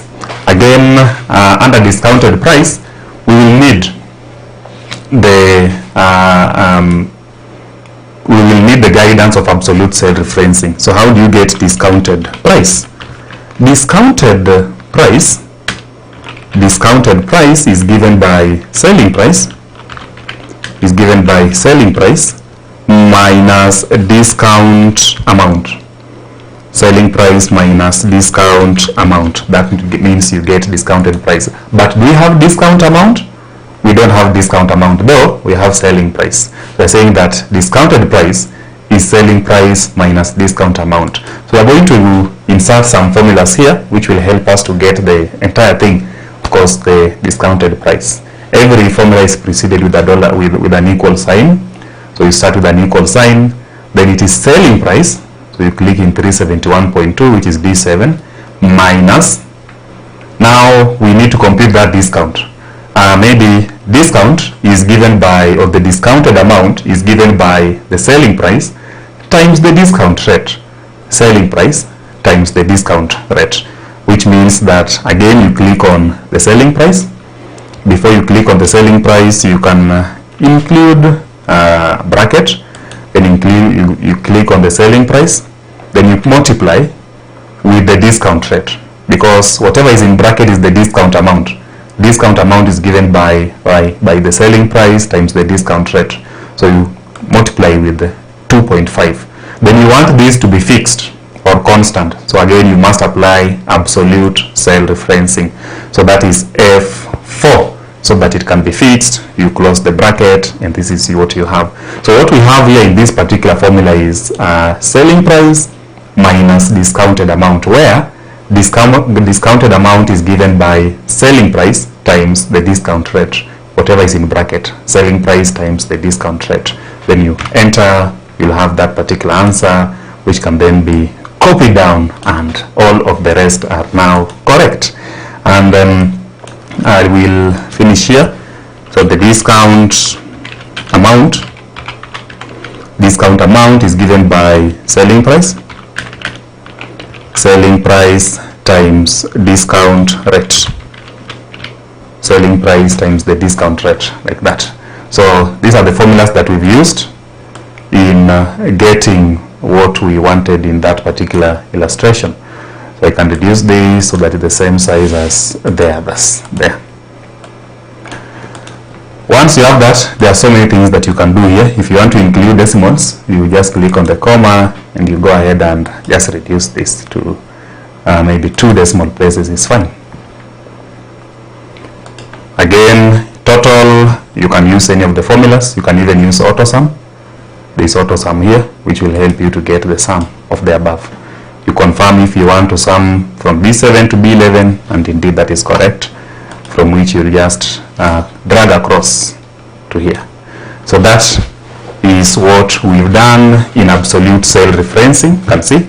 And this, again, if you want to insert the colors the way we did the other one, it's very much possible. So that means you just want to make it more user-friendly or more appealing, as you want. And if you want again to change inside here, very much possible to change. So we can leave ours like this, and the most important thing was absolute cell referencing. So that is relative cell referencing, absolute cell referencing. Of course, the last type of cell referencing is known as mixed cell referencing. So let us look at mixed cell referencing. Mixed cell referencing is where you decide to insert a dollar sign either before the column or the row heading, but not both of them. So it means the dollar sign will either be before the column or the row heading, but of course not both of them. Where there is no dollar sign, it's known as relative cell referencing. Where there is dollar sign both before the column and the row heading, it is known as absolute cell referencing. But where there is only one dollar sign, either before the column heading or the row heading, it is known as mixed cell referencing. So let us see mixed cell referencing. Mixed cell referencing. Mixed cell referencing. So that is mixed cell referencing. We can change the tab color to a different one like that. Then this is relative, this is absolute, then this is mixed cell referencing. So mixed cell referencing is where a user decides to use a dollar sign either before the column or the row headings, and we are going to straight away do an example. This is AMC Holdings Bank. AMC Holdings Bank. Then we say interest rate.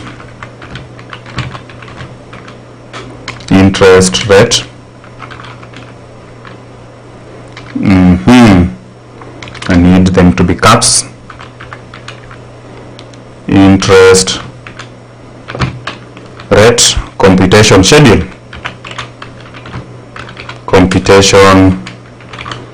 So that is interest rate computation schedule. Then we will have some interest rates here, or we can have year amount. There is interest rate and there is amount, then we'll be computing. So there is a rate and of course amount. Rate and amount. Rate, amount. This one can be expanded. We have here 5%, 7%, 8%, 12%, 15%, that way. Then now under amount, we can have 100,000. We can have 300,000, 500,000, 700,000, 1 million, and 1 million in that order. So this is what we have. I want again to have the borders, so all borders. Then that is fine. We can be able to actually use these and get the interest amounts now. Now in this particular case, we are going to apply mixed cell referencing. I can increase their sizes for more visibility to that. Then with that, you can also be able to adjust this to make it more appealing. You can merge this and center, or this one first. Merge and center, merge and center, like that. If you so want, you can change the colors of those things to different colors of your choice. Let us leave it at black. Now, we want to compute if the loan amounts 100,000 and we have here 5%, what is the interest? So interest rate computation schedule. A equal sign, every formula is preceded with an equal sign. Remember, if you want to get the interest amount, you just get the amount of the loan divided by the interest. So the amount of the loan, I mean, you multiply with the interest.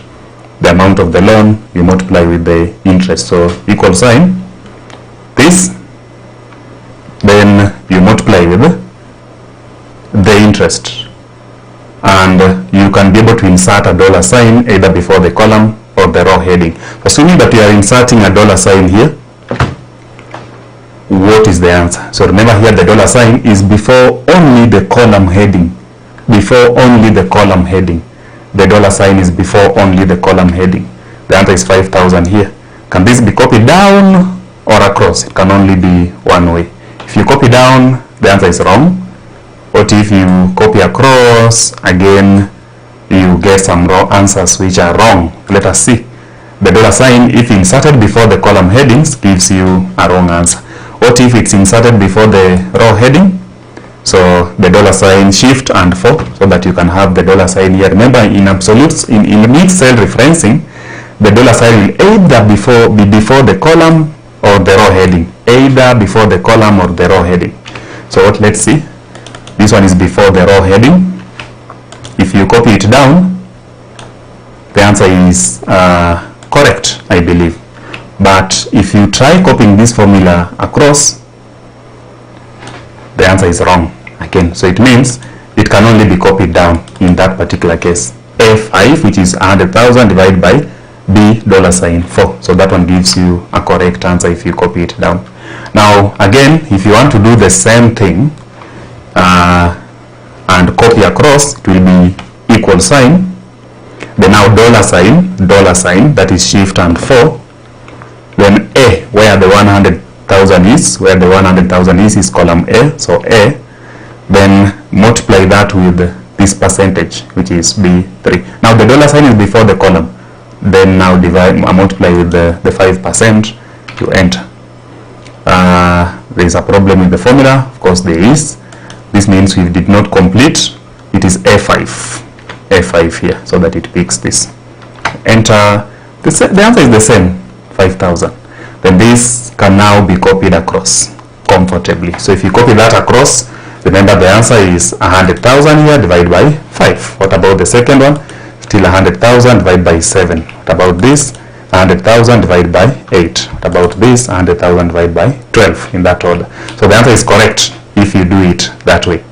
Again here, equal sign, then dollar sign, that is shift and 4, then A, then 6.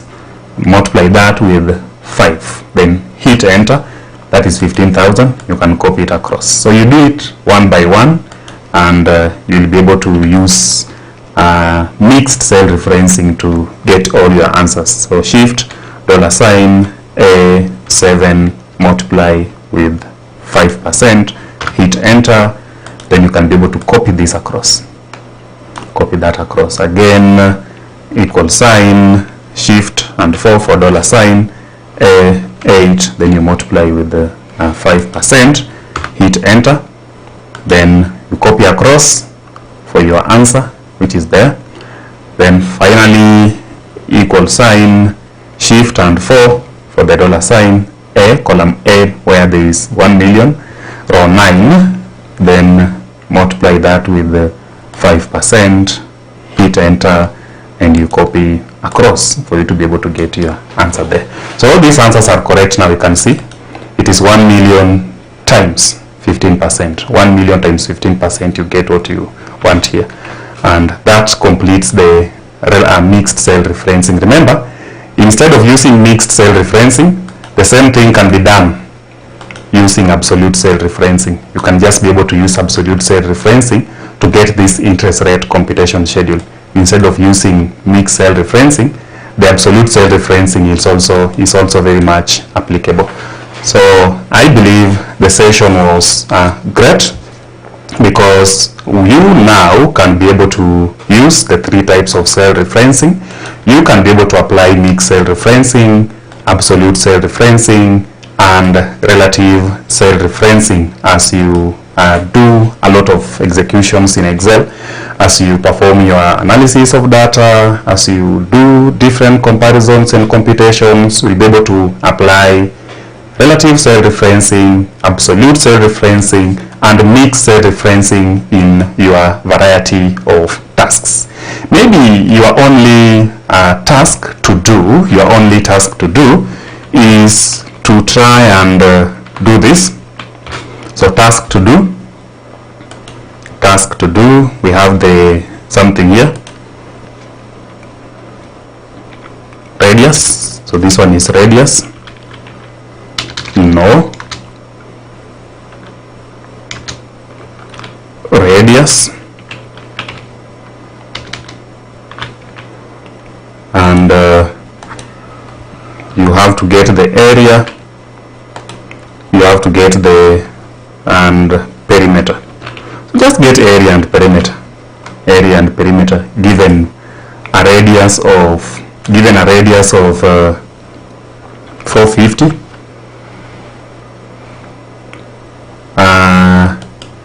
and also given a radius of 500, given a radius of 800, and given a radius of 910, and given a radius of 1200. Remember, pi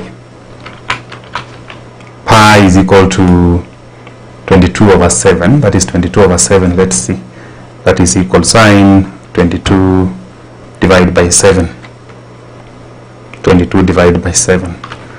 And we can squeeze this to include only a few decimal places, 3 decimal places. So 3.143. If pi is 3.143, get area and get perimeter of this. So this is your task to do. And for you to be able to do this, we are going to apply absolute cell referencing. So make sure that you apply absolute cell referencing and get the area and also get the perimeter of these particular items that I've placed there. So that is your task to do, and I hope you will be able to complete it using absolute cell referencing. So use absolute cell referencing and do that particular task of getting the area and perimeter. Thank you for now, and see you in our upcoming classes.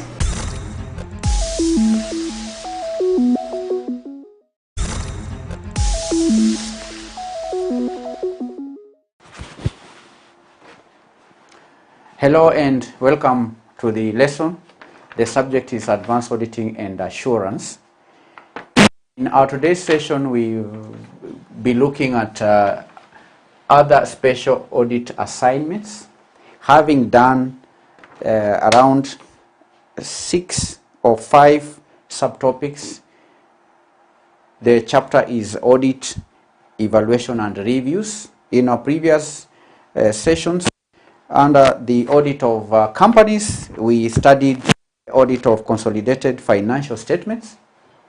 We looked at the audit of banks and non-banking financial institutions. We studied the audit of general insurance companies. We went ahead to study the important points to take into consideration when auditing cooperative societies. In our session, we covered the audit under taxation laws. In our today's lesson, we're going to look at the factors to consider or matters to pay attention to when auditing other special audit assignments, when carrying out other audit assignments. And candidates, other special audit assignments refers to specific engagements that are outside the scope of regular financial statements audits.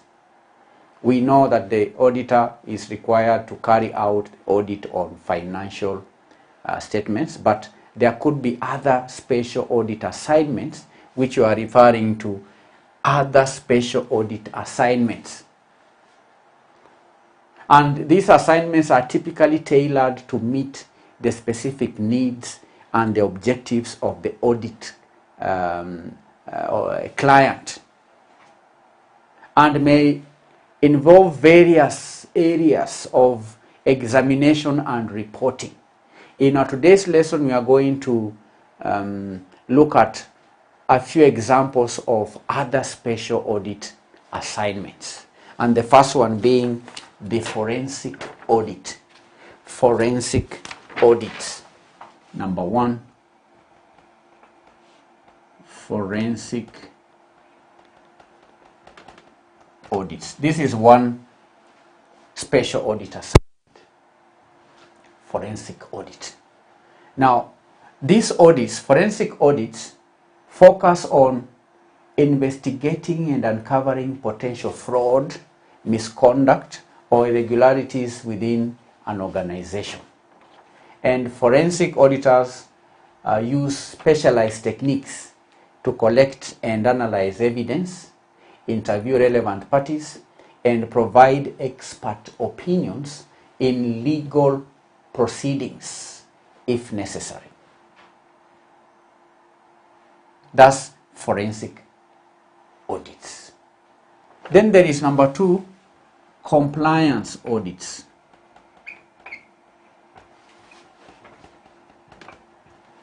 This is another example of a special audit assignment. The auditor may carry out compliance audit. And compliance audits assess an organization's adherence to specific laws, regulations, and industry standards.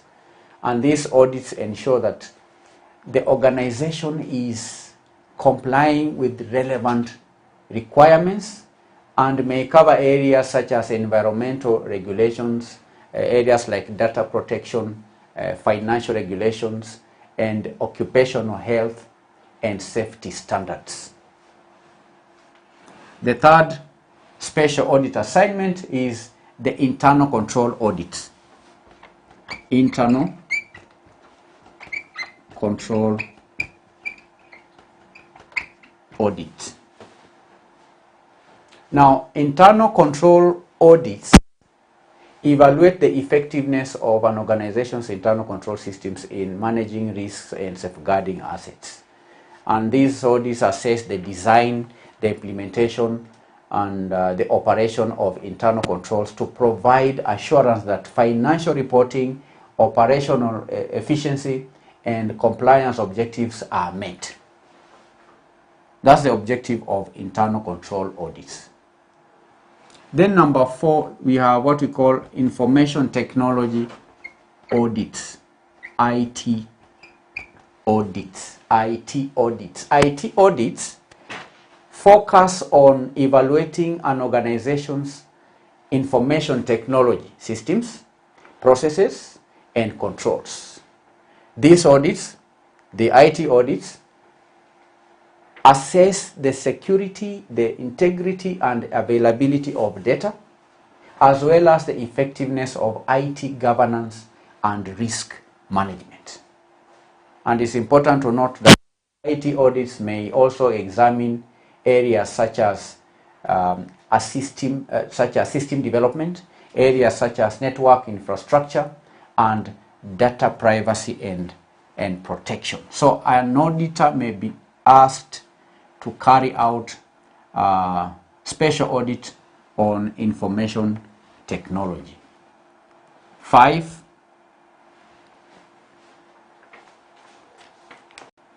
performance audits. Performance audits. What are performance audits? Now, performance audits assess the efficiency, assess the effectiveness, and also the economy of an organization's operations or specific programs. These audits evaluate whether resources are being used optimally, whether objectives are being achieved, and whether there is compliance with relevant policies and regulations. Performance audit is another example of a special audit that may be carried out by an auditor. Due diligence audit, number 6. Due diligence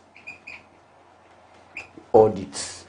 Due diligence audits are conducted as part of a business acquisitions or mergers.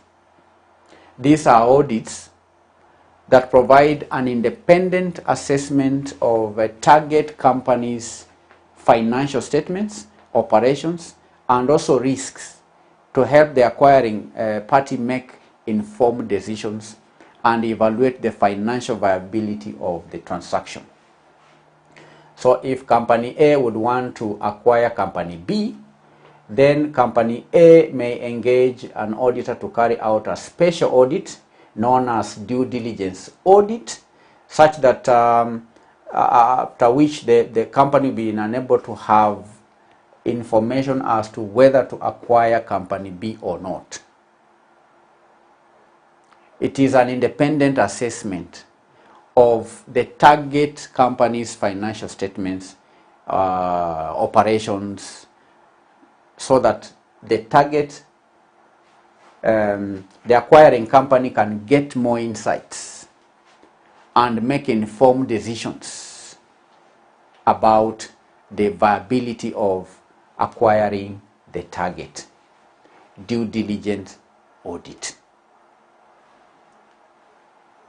Grant audits, number 7, is another example. Grant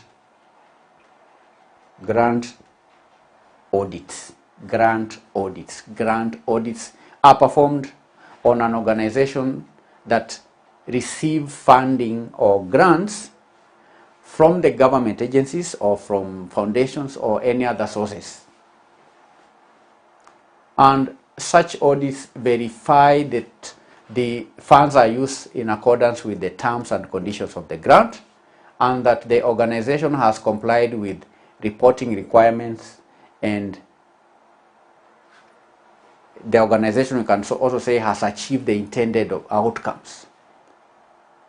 So candidates, these are examples of special audit assignments.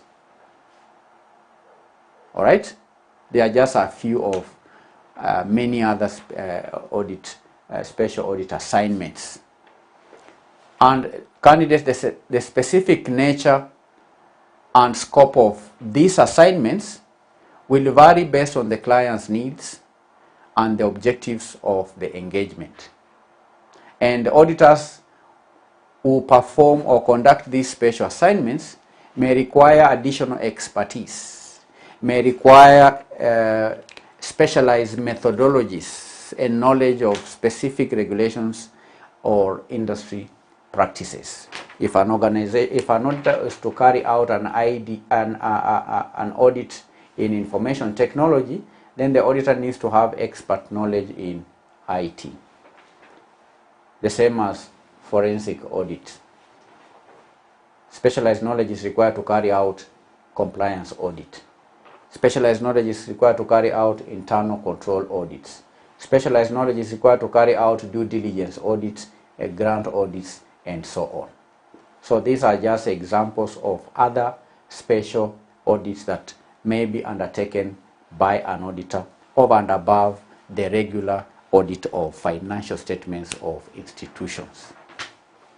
These just examples. In our today's lesson, we gave out examples. We'll be looking at specific ways in which these special audit assignments can be carried out. We'll be discussing in detail, particularly in our block revision videos. We'll be looking at comprehensive questions that will help us understand how to carry out audit procedures in so far as special audit assignments are concerned. Thank you for your time. God bless you. Bye-bye.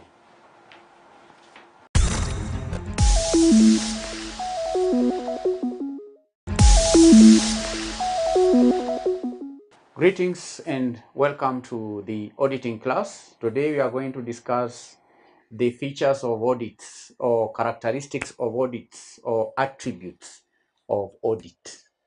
Now, the key features of audits include: 1, that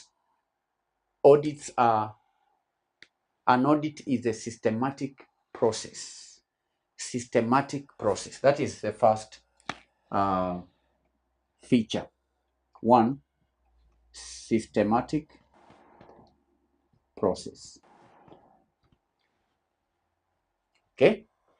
You recall we defined audit or auditing as a systematic and independent. It is a systematic and independent examination of the financial records to ascertain their accuracy, fairness, and if they comply with the regulatory requirements. So auditing is a systematic process.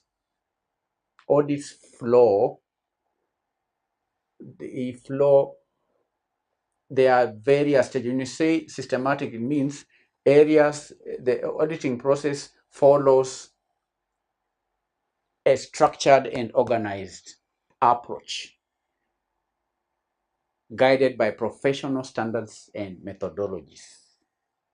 And later on, we shall be studying the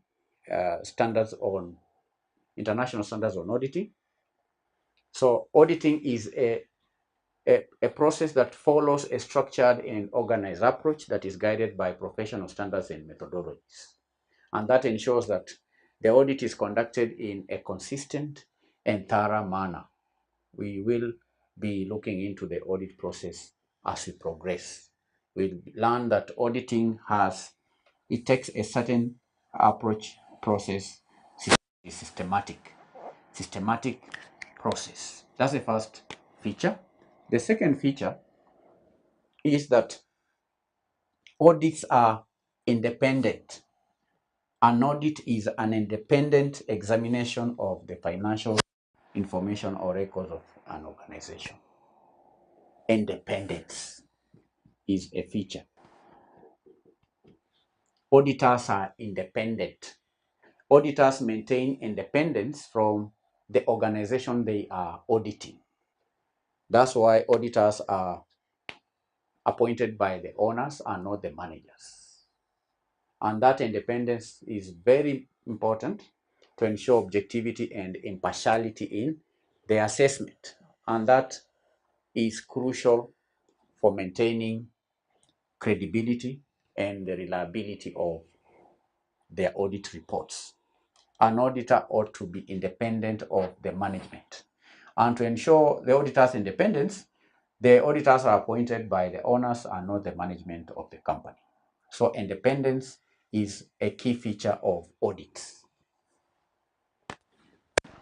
The third feature is that audits are evidence-based.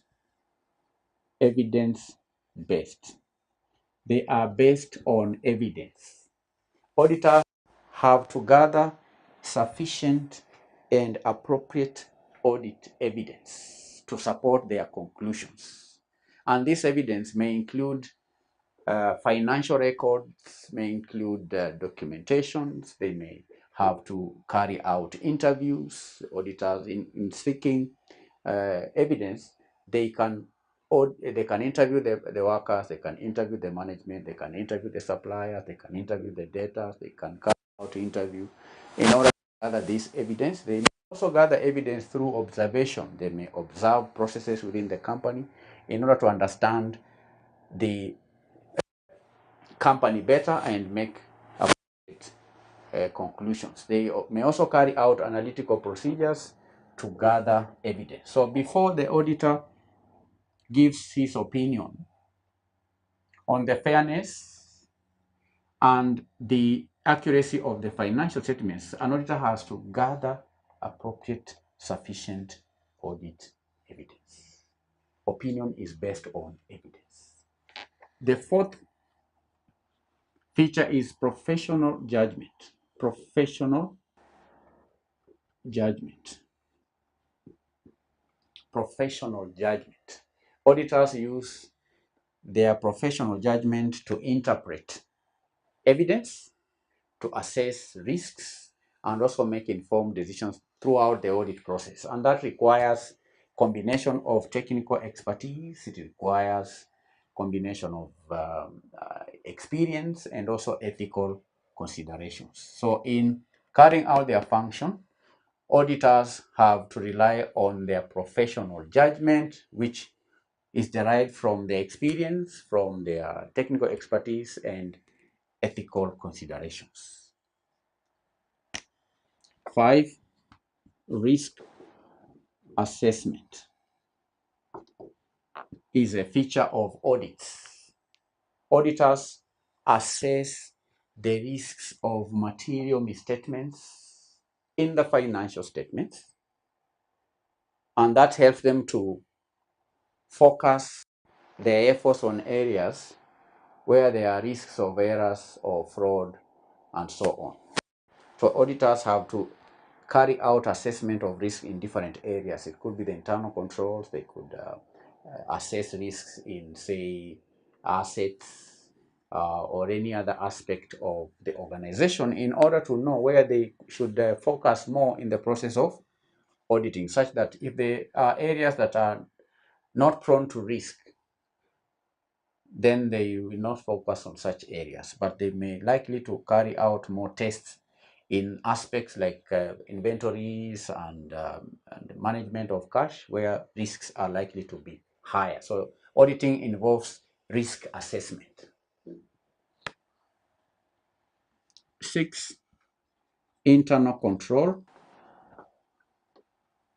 There is the aspect of internal control evaluation of internal controls. Auditors evaluate the effectiveness of an organization's internal control system, which is designed to prevent and deter errors and fraud. The internal controls are put in place by the management, and the purpose for having internal controls in management in the company is so that the assets of the company can be safeguarded. So when auditing, an audit will have to evaluate the internal control system of an organization. Auditors have to evaluate the effectiveness of the internal control system. The internal control system is developed by the management, but the auditors have to evaluate if the internal control system is effective. And an effective internal control system is one that prevents errors, the one that prevents fraud, the one that ensures that the company's assets are safeguarded. And that helps them to assess the reliability of financial statements and also identify potential weaknesses in the system.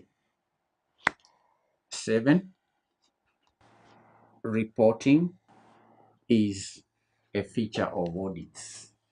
Auditors communicate their findings and conclusions in an audit report, which includes an opinion on the fairness of the financial statements. Auditors, after examining the financial statements, they have to do a report within which they express an opinion as to the fairness of the financial statements.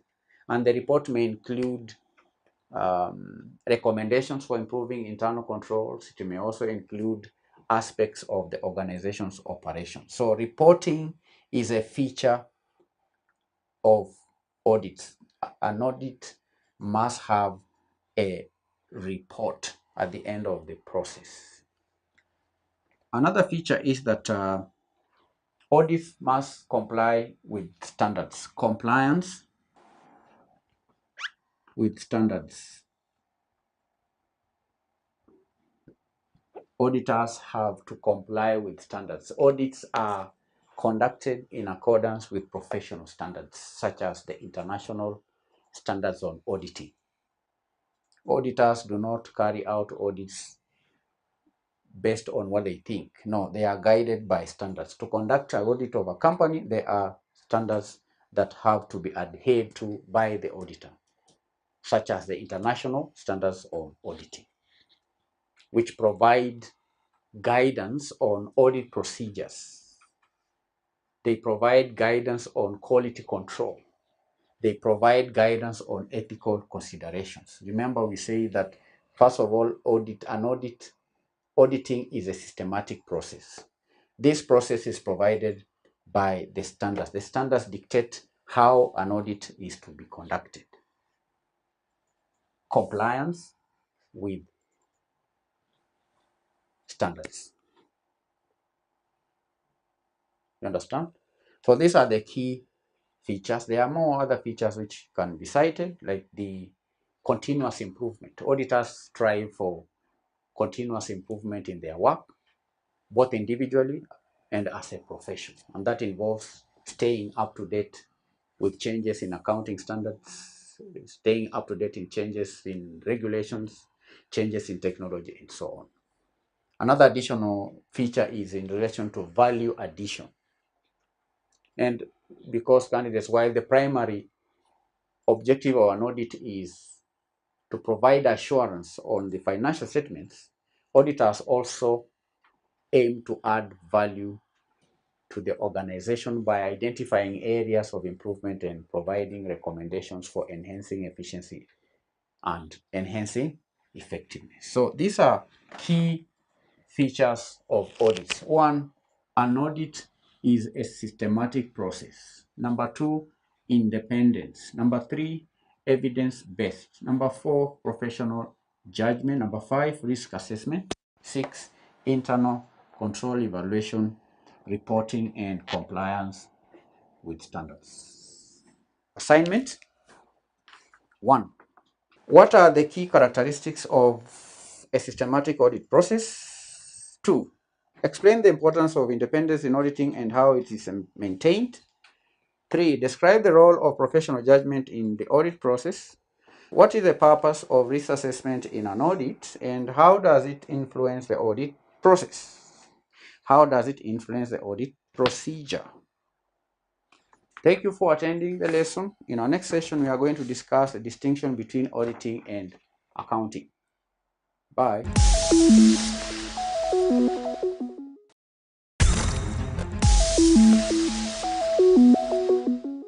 Dear learner, welcome to our lesson today in our human resource management subject. Today we are looking at, in our lesson on terminal benefits. Terminal benefits, the way the word suggests, are paid to an employee at the end of an employment contract. And the definition or the meaning of terminal benefits as we use them in human resource management is that terminal benefits refer to the final entitlements of an employee upon termination of an employment contract.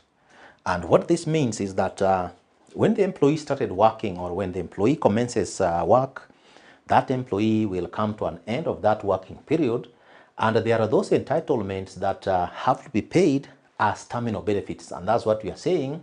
Terminal benefits refer to the final entitlements of an employee upon termination of an employment contract. And the reason why, learner, you are acquiring this knowledge, you may be assigned the responsibility of maybe developing a policy on terminal benefits or implementing a policy on terminal benefits. And also for your own personal use, you may work for an organization, and when you are leaving that organization, you need to have an idea of the terminal benefits that may accrue to you. Or in consultancy services, you may also be a consultant and be able to work on these kind of arrangements. And as we have indicated, this topic is very important. We are going to look at types of terminal benefits and reasons for paying terminal benefits. So we are going to start with the types of terminal benefits. Types of terminal benefits.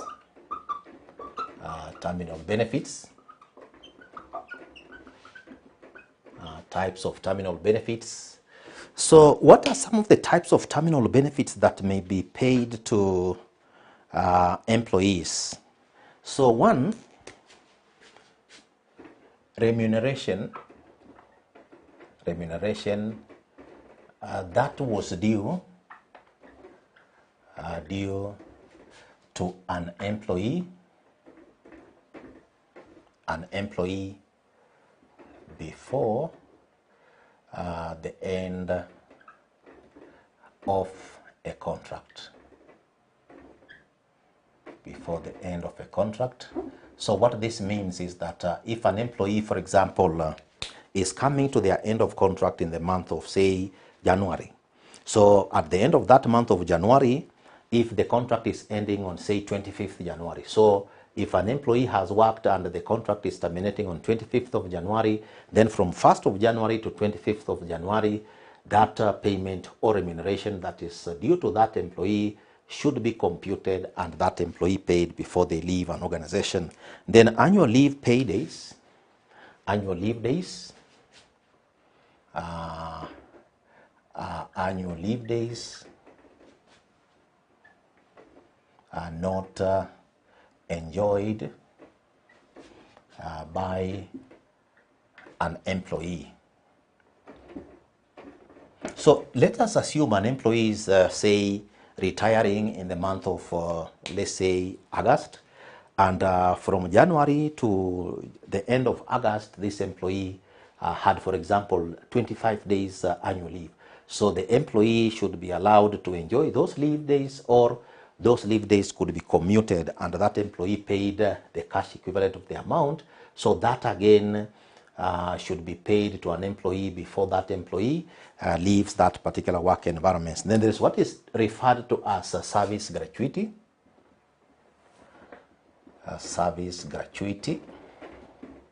So depending on the number of years an employee has worked, a formula is used to be able to say for every, for example, 1 year an employee has worked, the employee would be paid 1 month equivalent of basic salary. So if the employee's basic salary was, let's say, 10,000 shillings per month, and the employee has worked for 10 years, then this employee could be paid 100,000 shillings, if that is the formula that is being used. So that then becomes the service gratuity for that particular employee for those 10 years the employee has put in their service. So depending on the formula, then service gratuity could be one of the terminal benefits an employee could be entitled to at the end of a given contract. Then there is what is referred to as death gratuity.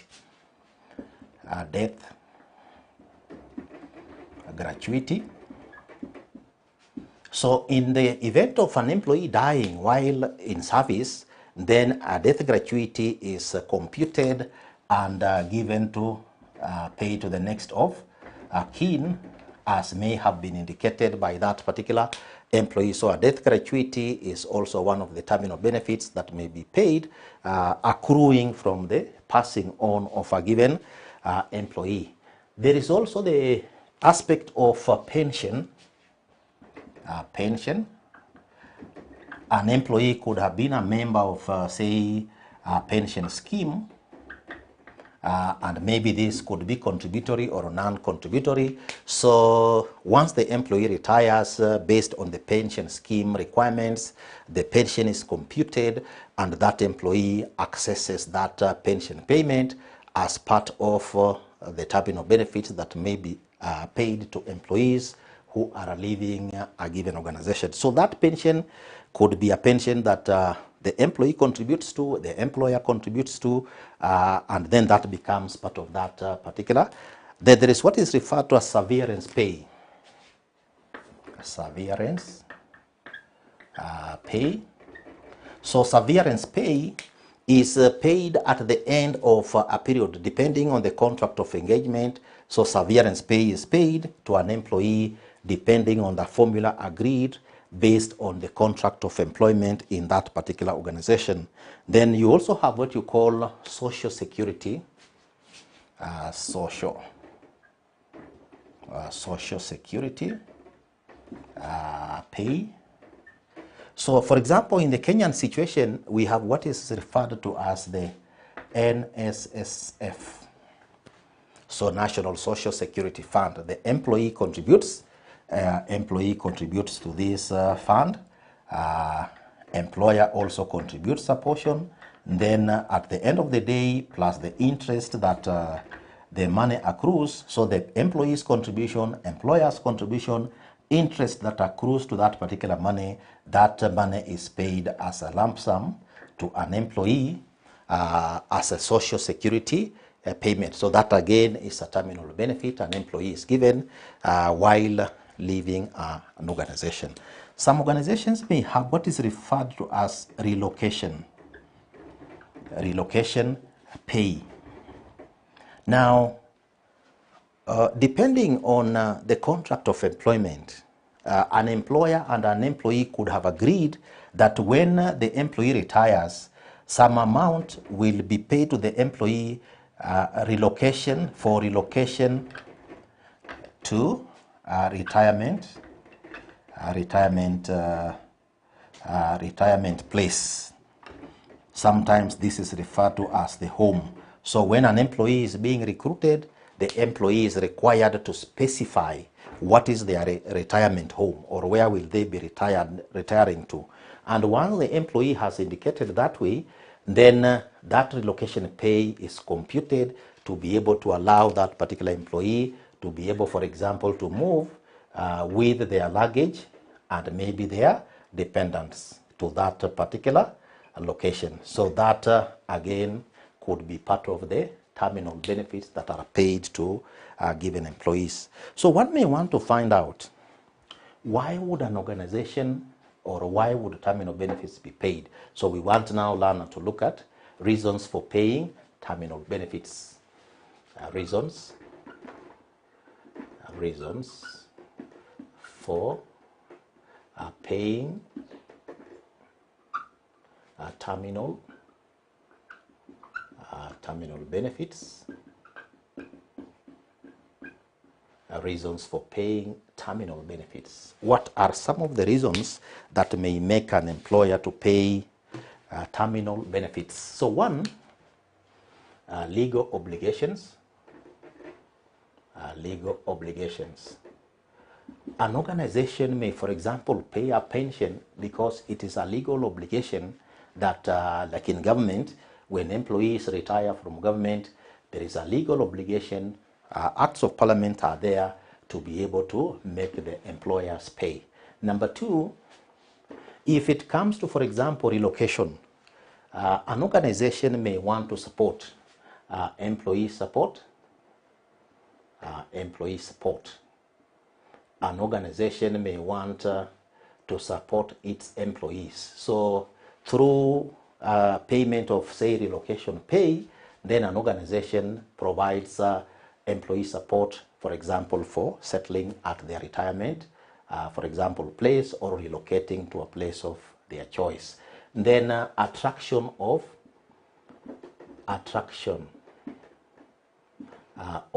prospective employees. So that again becomes a reason why an employer may pay terminal benefits. So that workers are asking, if I work for this particular employer, what would be my terminal benefits when I'll be leaving this particular, for example, employer? So that then becomes an attraction of prospective employees in that particular organization. Then number four, employee engagement. Employee engagement. So employees who know that their welfare, their retirement, their movement, and other issues will be taken care of at the point of retirement, that particular organization will have a higher employee engagement from those particular employees in terms of that particular organization. Then there is the element of employee productivity.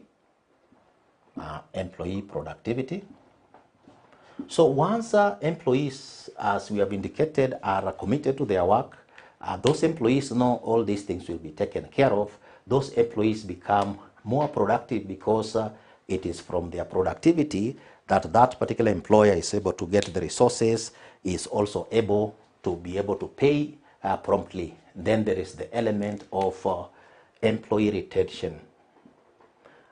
Employee retention. So when an organization retains employees, because if you are going to get your severance pay, the longer you work for the employer, if you are going to get your service gratuity, the longer you work for the employer, the higher the terminal benefits. So terminal benefits may be paid for employees to be able to ensure that they are retained for a longer period. So as the employees get a higher terminal benefit, they also work for the organization for a longer time. So those could be some of the reasons why organizations may pay terminal benefits. So Lana, in our continuing content on management of terminal benefits, we have looked at three things. We have looked at what is meant by terminal benefits. We have looked at the types of terminal benefits and also the reasons why organizations may pay terminal benefits. So very quickly, what are terminal benefits? Terminal benefits refer to the final entitlements of an employee upon termination of an employment contract. And we have looked at two things, types of terminal benefits and the reasons for paying terminal benefits. Now, types of terminal benefits. Lana, what are some of them? So 1, remuneration that was due to an employee before the end of a contract. 2, annual leave days not enjoyed by an employee. Then 3, service gratuity, depending on the years an employee has worked. Death gratuity, which could be paid to next of kin, number 4. Number 5, pension, which may be managed by maybe a pension scheme.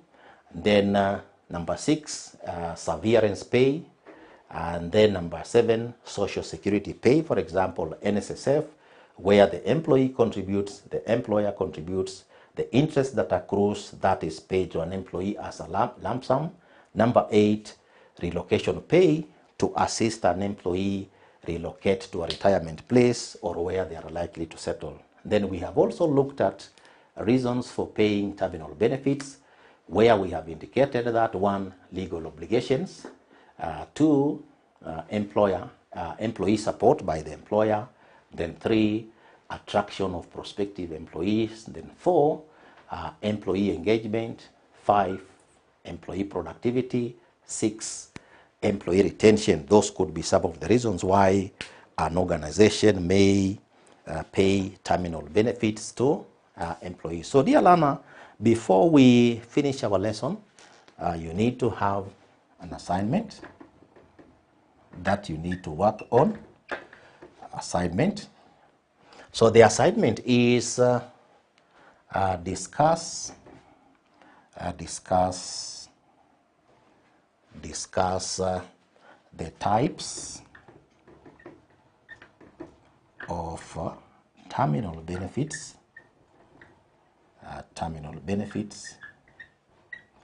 Discuss the types of terminal benefits that may be paid. To employees. That may be paid to employees in an organization. So dear learner, this is your assignment. Discuss the types of terminal benefits that may be paid to employees in an organization. So we have come to the end of our lesson today, which was terminal benefits. So thank you very much for being attentive.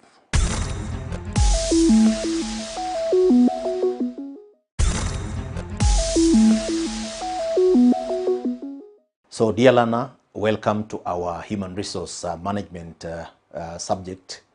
We are looking at various topics in the subject under the manifested publishers learning platform. And today in our lesson learner of human resource management, we are looking at performance management, and there'll be various topics we are going to look at in our lessons. We will start with the performance management models, and then we will have a chance to be able to look at the performance management process, techniques of appraising performance, strategies for performance management, characteristics of performance management, the performance appraisal process, team performance evaluation, impact of performance management to human resources, challenges of performance management, performance contracting. So Lana, these ones are key areas in the performance management process, which looks at performance from two angles. That is the performance of the organization and the performance of respective employees in terms of their contribution to the achievement of organizational goals in a work environment. So today, we want to look at the performance management models. And these performance management models have been propounded or proposed by different authors. And what learner you should be able to appreciate is that there is no one specific way of managing performance. So these models are suggesting various approaches that may be used. And when you look at performance management is a continuous process of identifying, measuring, and developing performance in organizations by linking each individual's performance and objectives to the organizational overall mission and goals. So organizations, dear learner, exist with a particular mission, with particular goals. So when you are looking at the performance of the individuals, you are looking at the performance of the individuals in terms of how these individual performance and objectives have been aligned to the overall mission and goals of an organization. And this is what we are going to focus on in relation to looking at how performance can be evaluated at the organizational level and also at the individual level. So as we make progress, learner, we are going to look at various performance management models. We are going to look at performance management cycle, number one. Number two, we will look at Porter's 5 forces model. Then we will look at number 3, the balanced scorecard. Then we will look at number 4, performance management system. So these ones are suggested models by different authors or different practitioners who propounded particular approaches that they thought could be able to assist in managing performance in work environments. So when we look at our first performance management model, that is the performance management cycle. So the performance management cycle is a model that allows management, and employees to better achieve organizational goals, through a structured process of employee development. So, Lana, you can see, we had mentioned that performance management is a continuous process of looking at individual performance, also looking at organizational performance. So this proposed performance management cycle is looking at management, is also looking at employees, and looking at how the two, management and employees, can be able to achieve organizational goals. So this means the structured process is where the managers within an organization, the workers within that particular organization work together. They look at individual objectives of employees and objectives of the organization. They reconcile them, and once they reconcile those objectives, then they look at how best this can be achieved in the interest of the organization. So if we move on, Lana, we look at the performance management cycle in terms of how it is depicted. So the performance management cycle has 4 steps. So this is the first step, 1, which is planning. So planning is the first step. Then 2, monitoring is the second step. Then 3, reviewing is the next step. Then 4, rewarding. So this approach to performance management projects that in the planning stage, in this stage, management and workers set goals and define SMART metrics. So when you look at SMART metrics, then you are looking at metrics or indicators that will be simple, will be measurable, will be applicable, would be smart in the relation to those particular processes within that particular organization. They would be realistic, and they are also time bound. So they are specific, they are measurable, they are applicable, they are realistic, and they are time bound. So those are the SMART indicators, the SMART metrics, and that is done under number 1, which is planning. And once that planning has now taken place between the supervisors and the employees, then the second step is monitoring. And during the monitoring stage, in that stage, management will track the progress regularly and mitigate obstacles. So if an employee, for example, has set out to be able to achieve a particular objective, so if that objective is not being met and this employee is lacking a particular resource, then management makes available that particular resource to ensure that on a regular basis, obstacles are removed, and that is the monitoring step or monitoring stage in the performance management cycle model of performance management. Then when you come to the third stage, which is reviewing, planning has been done, goals have been set, monitoring has been done. So whatever is noticed here in terms of the plan that was, for example, agreed, then it is expected that if it is evaluated and the progress is evaluated and the final results that were set out here have been realized, then a review can be done. If they have not been realized, also a review can be done. And then when it goes to the fourth step, because remember, workers go to organizations, and when they go to organizations, they are also looking at individual gain. So if workers have assisted an organization to achieve a particular target, then based on these results, on these final results, recognition can be made, for example, to an employee who has made an achievement or is outstanding, and good performance is rewarded. So rewarding takes place. Then this is the fourth stage in terms of that performance management cycle. And once that is done, then this particular planning again starts. So Lana, what you should note is that the way this performance management cycle is used, in most cases, it is normally done on an annual basis. Normally done on an annual basis, and the cycle will run for 12 months. So that is 12 months. So the cycle runs for 12 months, and in those 12 months, an organization may decide that if they are starting from January to December, the cycle can run, but the organization may also decide to have quarterly checks in relation to this cycle, they review, so that can be planned in relation to the process of that particular organization. So that is the performance management cycle in relation to the first performance management model. So Lana, the second model, performance management model, is the Porter's 5 forces model that we are going to look at. And in the Porter's 5 forces model, there are 5 forces according to Porter, and this model can help businesses be able to determine their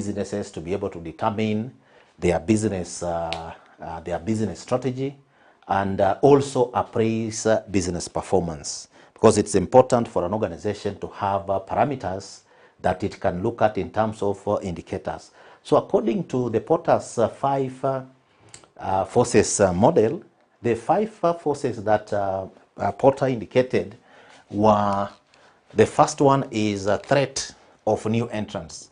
Like if you have a business, that particular business must be looking at the threats of new entrants into that particular industry or that particular sector. So that is one area where an organization has to be able to look at in terms of performance. Then secondly, there is the bargaining power of buyers. So that if you are in an industry where the buyers have a higher bargaining power, then as an organization you have to really study that particular trend, study what the buyers expect to be able to ensure that you can meet the buyers' expectations. So that is now the second aspect in Porter's 5 forces model. Then the third aspect is the threat of substitute products. If you are in an organization that is producing a particular product for the market, it is important for you to be very keen. If another organization brings in a substitute product, it could eat into your market and you find your organization in trouble. Then the fourth force that Porter indicates here is the bargaining power of suppliers. Those who are supplying you with say services, those who are supplying you with raw materials, for example, or providing you with the inputs, what is their power? Are you able, for example, to work with them cordially to ensure that you get your supplies, or can they withdraw, for example, their supplies? And if they withdraw their supplies, the organization could be able to could enter into operational problems. Then the fifth force that is indicated by these Porter's 5 forces model is the competitive rivalry. And when it comes to competitive rivalry, we have seen this in some organizations like in the mobile phone industry, where you have established firms competing within the particular market. We have also seen this in the print media, for example. So it is important an organization has to use this model to be able to appraise its business performance and also its business strategy in relation to the strategic business units, what they call strategic business units. So once that analysis is done, an organization can be in a position to be able to at least find out how it is performing in comparison with its other competitors in the market or in the sector, to ensure that they can be able to stand their ground and consolidate their performance. So according to performance management models, that is a management model, a Porter's 5 forces model can be used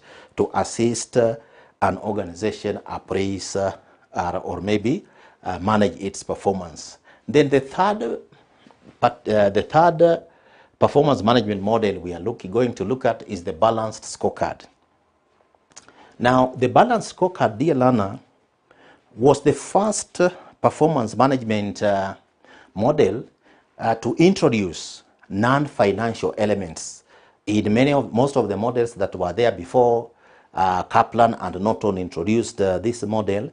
Many of them were concentrating on financial aspects. So we want to see the Kaplan and Norton balanced scorecard. What is it and what are the perspectives that can be used in performance management? So the balanced scorecard is the first performance management model to introduce non-financial elements of performance measurement. And the balanced scorecard was founded by Kaplan and Norton. So what are the perspectives of the balanced scorecard?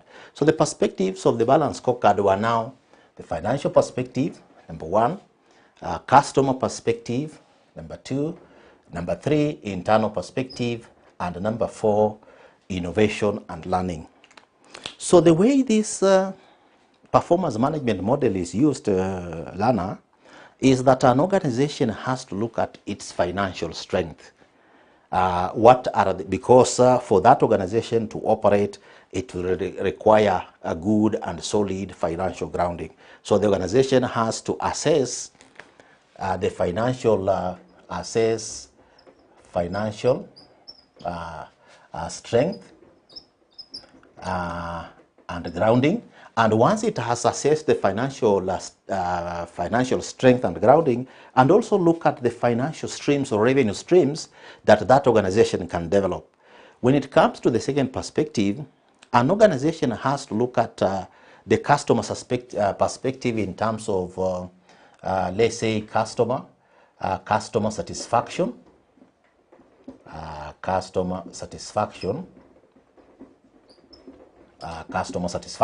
So once an organization looks at their customers, these customers could also be internal customers, could be external customers, but in most cases, you are looking at the external customer, such that if you are able to look at the customer needs, you are able to look at the market, you are able to look at a customer as a key stakeholder in an organization.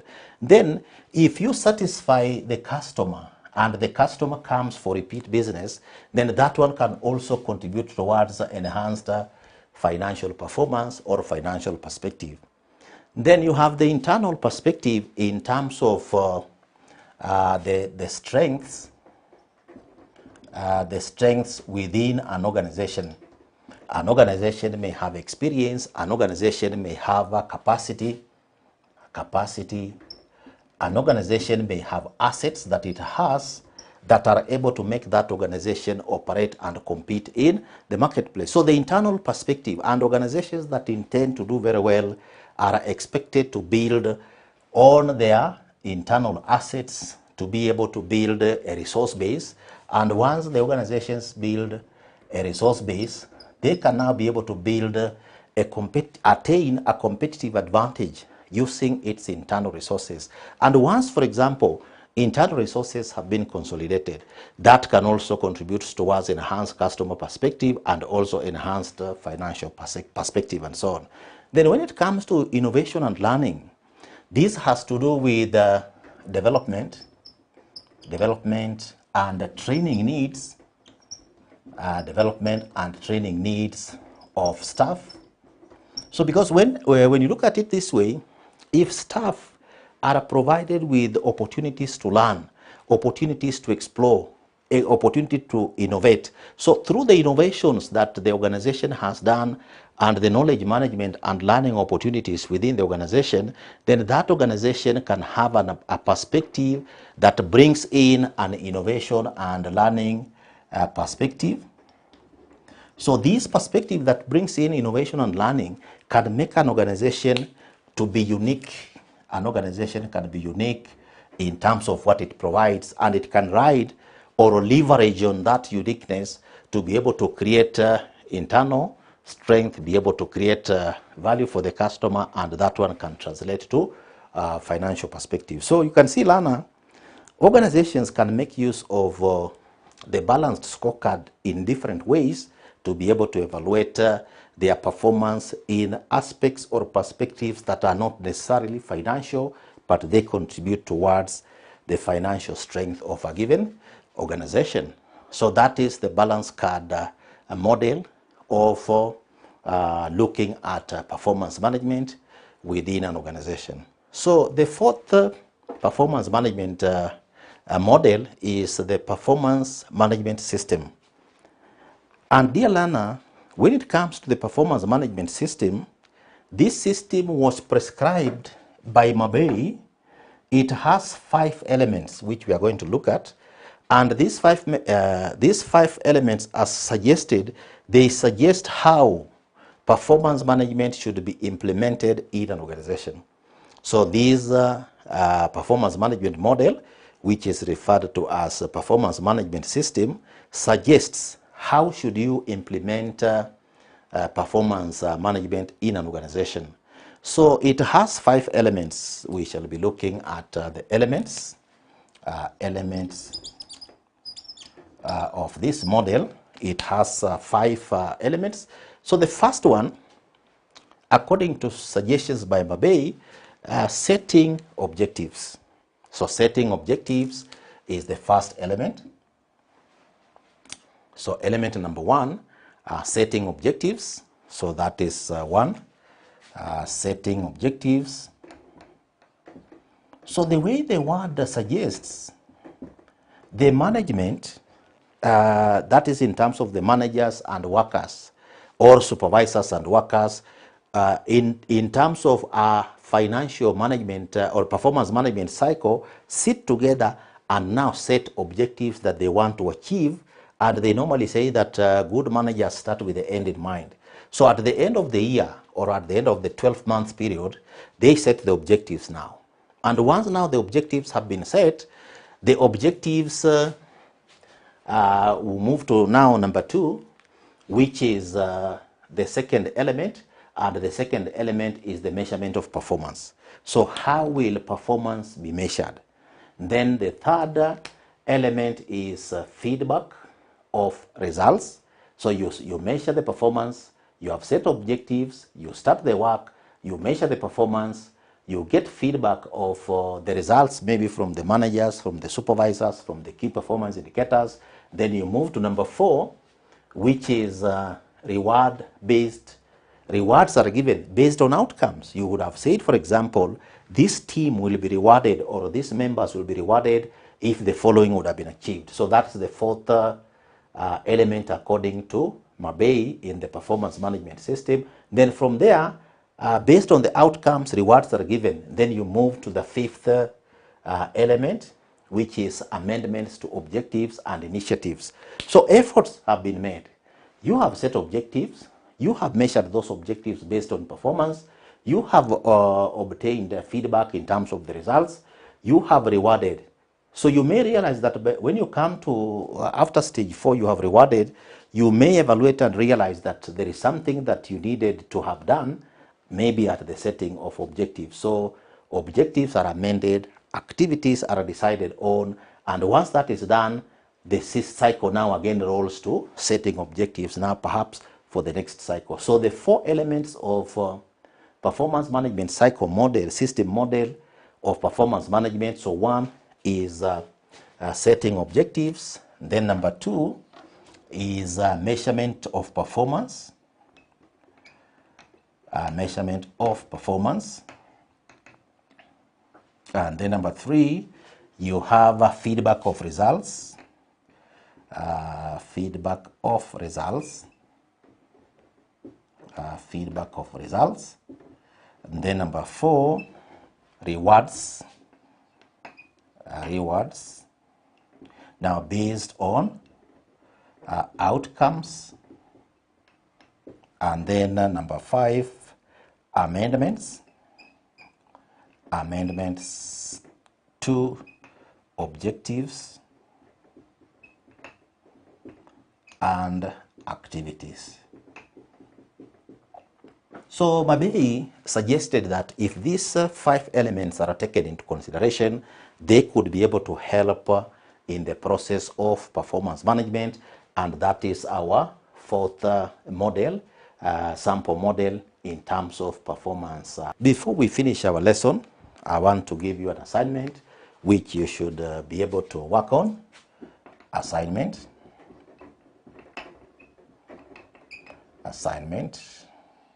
So your assignment is assess the models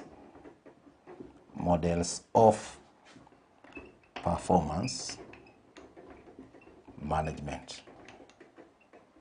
Assess the models of performance management. So learner, this is your assignment of our lesson today.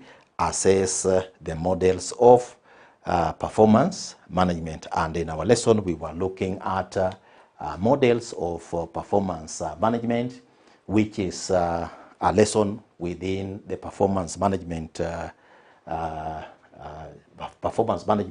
lesson of human resource management. So thank you very much for being attentive in our lesson.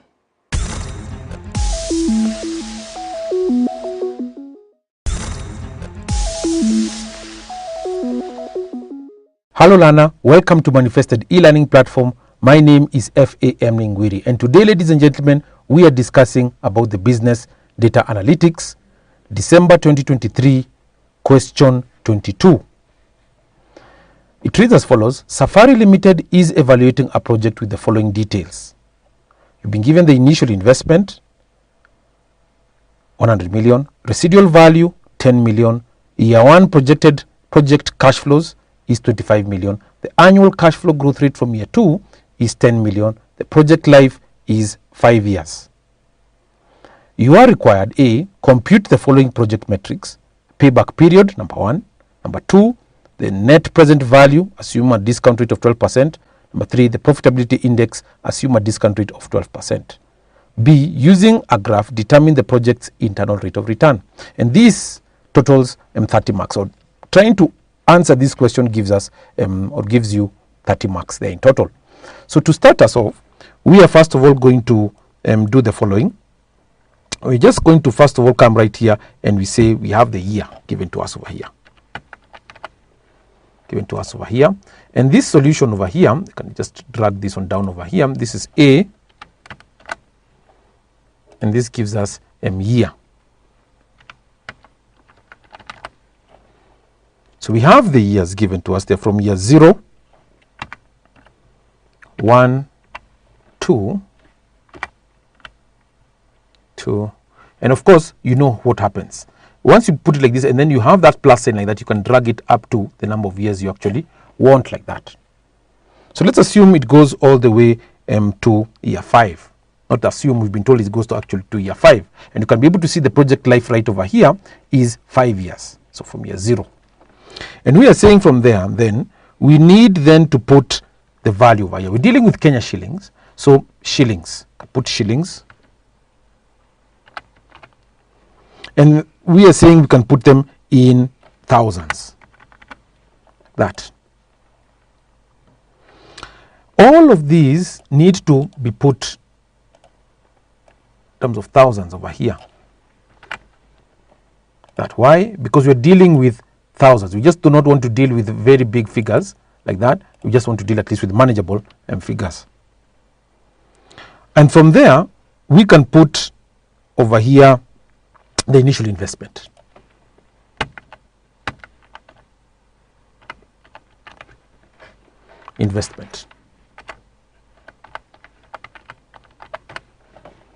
That. Then we can put the initial investment right here as 100,000. Why am I putting 100,000? Guys, because you're saying that we are expressing it in terms of thousands over here. Yes, it's 100 million, but if you remove those 3 zeros there, we're saying we're dealing with 100,000. And because we want to deal with values that are in terms of the accounting format, so let's put it like that, then just do it sort of something like that. That looks at least well presentable, I mean. So initial investment is that. Then we have the residue value or residual value.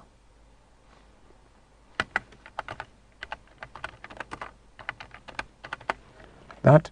And the residual value is assuming that you sell the asset at the end of the project, or after 5 years there. So right here I can put over here, in terms of the residue value, you can put 10,000 here. You sell an asset and you realize 10,000 in terms of value. Once that happens, then we can move ahead and look at the values over here in terms of the net cash flows over here, the cash flows.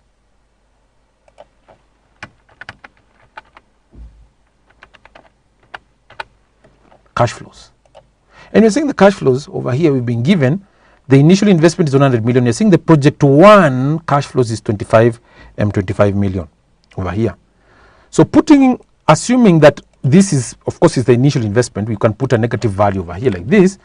We're saying that we can be able to put, so it's negative, I just sort of put negative, enter, it can be able to appear, and that it's an outflow.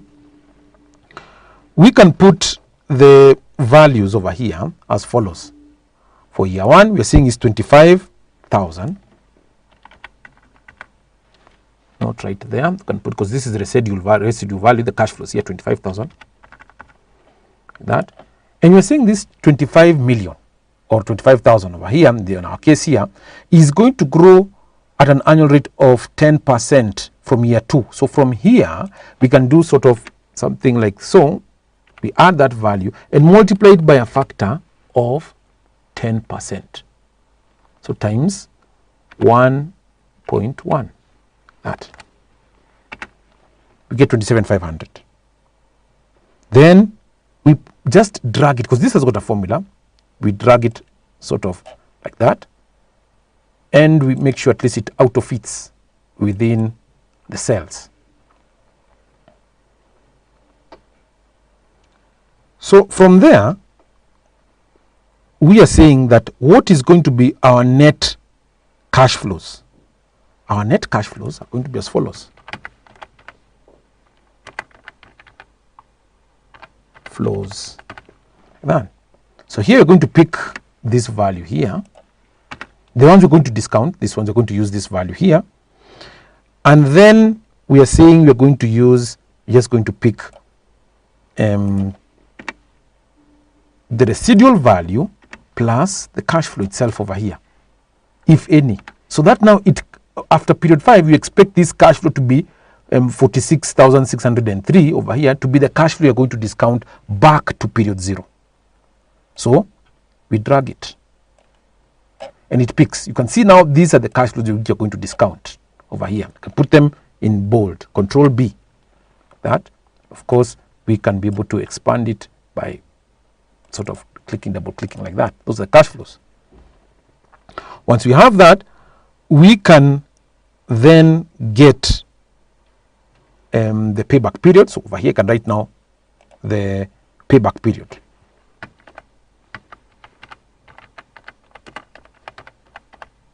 Because that's what you're looking for, payback period.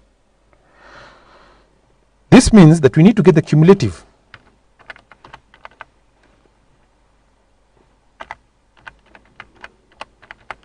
Cumulative values. can be able to just put it sort of like that, and we come right here and put it maybe in form of a box like that. So that's what you're interested in, the cumulative cash flows. So here it's just going to be that value, and then we're going to pick plus that value plus this net cash flow here comes to 75, and then we reduce it, we continue, we drag it because it's just got a formula, we continue up to there. But if we continue over here, if we get 33,000, we subtract, because of or 17,000, we subtract 33,000, we should be able to get a positive value. What the payback period tries to measure is how much you can be able to recoup this original investment of ours over here of 100,000. So clearly over here we'll be able to get a positive cash flow, yes. But in terms of the payback period, in terms of years, you can see the number of years given to us right here. We can say that the payback period, so payback period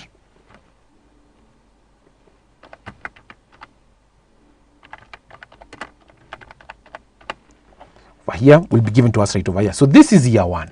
We can say year 1, indeed, we're still getting a negative cash flow. Here, year 2, we're still getting a negative cash flow. Year 3, we're still getting a negative cash flow over here. But when we reach year 4, we are going to get a positive cash flow. This, let me just demonstrate. We're just going to get a positive cash flow over here like so. And that's not what we want. We want to recoup this original investment. We do not want a positive cash flow. We want to see the exact number of years we're able to recoup this 100,000 right here. So just delete that. We know it is going to be 3 years, but 3 years and how many months? So we can be able to put the number of months right over here, or we can be able to compute it right here. So it's going to be that value over this value, and then we multiply by 12 because we want it in terms of months. Like that. So 6.22 months. So the payback period you can see is, we can say, is here. Payback period is 3 years, 6.22 months. That is what answers our first part right here, the payback period. So we can move ahead to part B, the question over here. And part B, we can just go down right here. B. It's a similar fashion or a similar format. We are looking for the net present value right here at a discount rate of 12%. So net present value.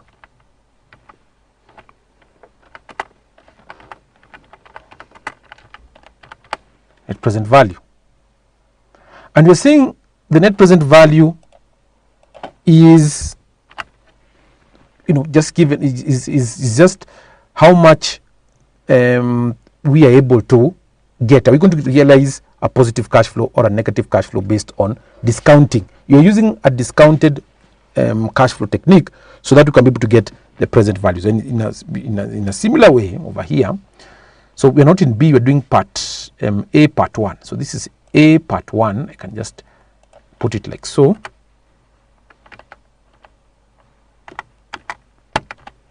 This is A part 2.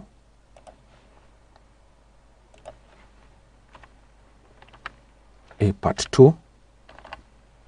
like that, so that now we can be consistent there. And to get the net present value, what we'll need to do, if you allow me to copy this over here like this,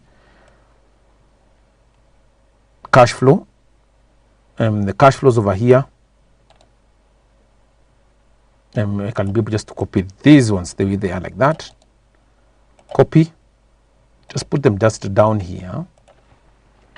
So, and of course, I'll be able to also copy this. Allow me to copy this. Copy. Put it just down here like so. And this I can drag it maybe down.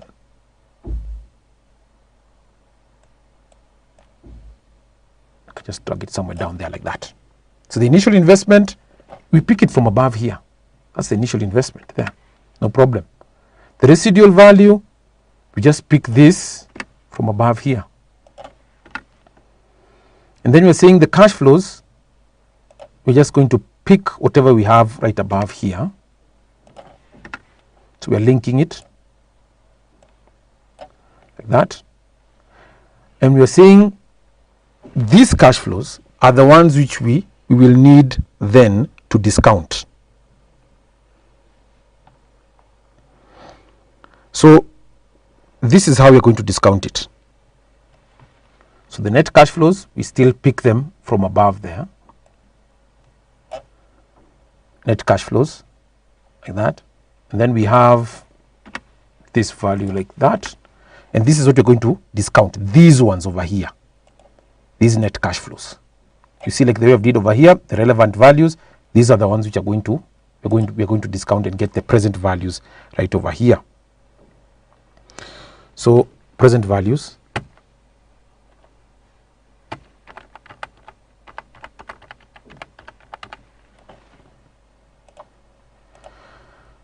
So the present values will be, we're going to get this value over 1 plus r over here.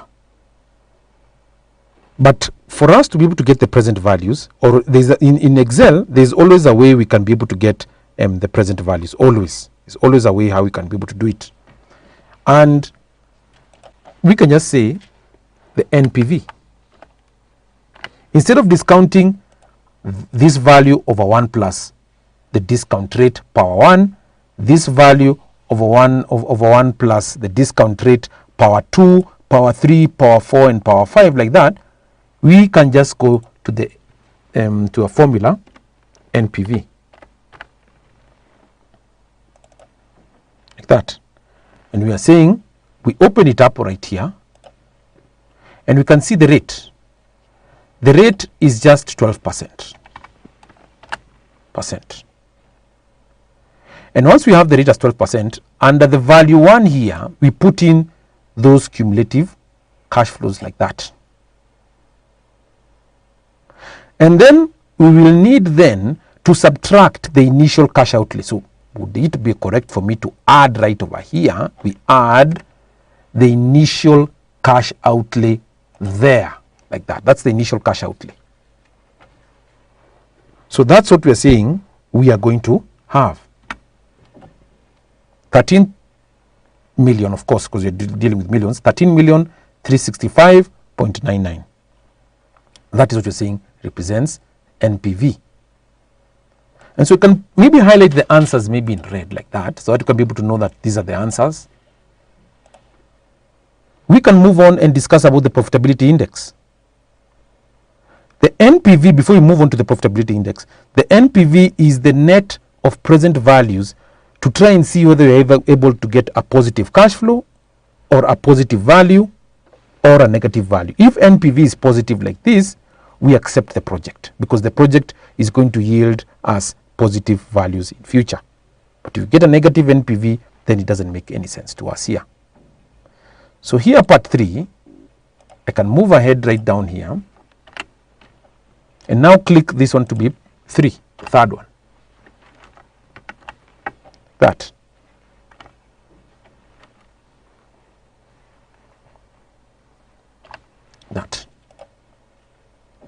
A part 3. We talk about profitability index.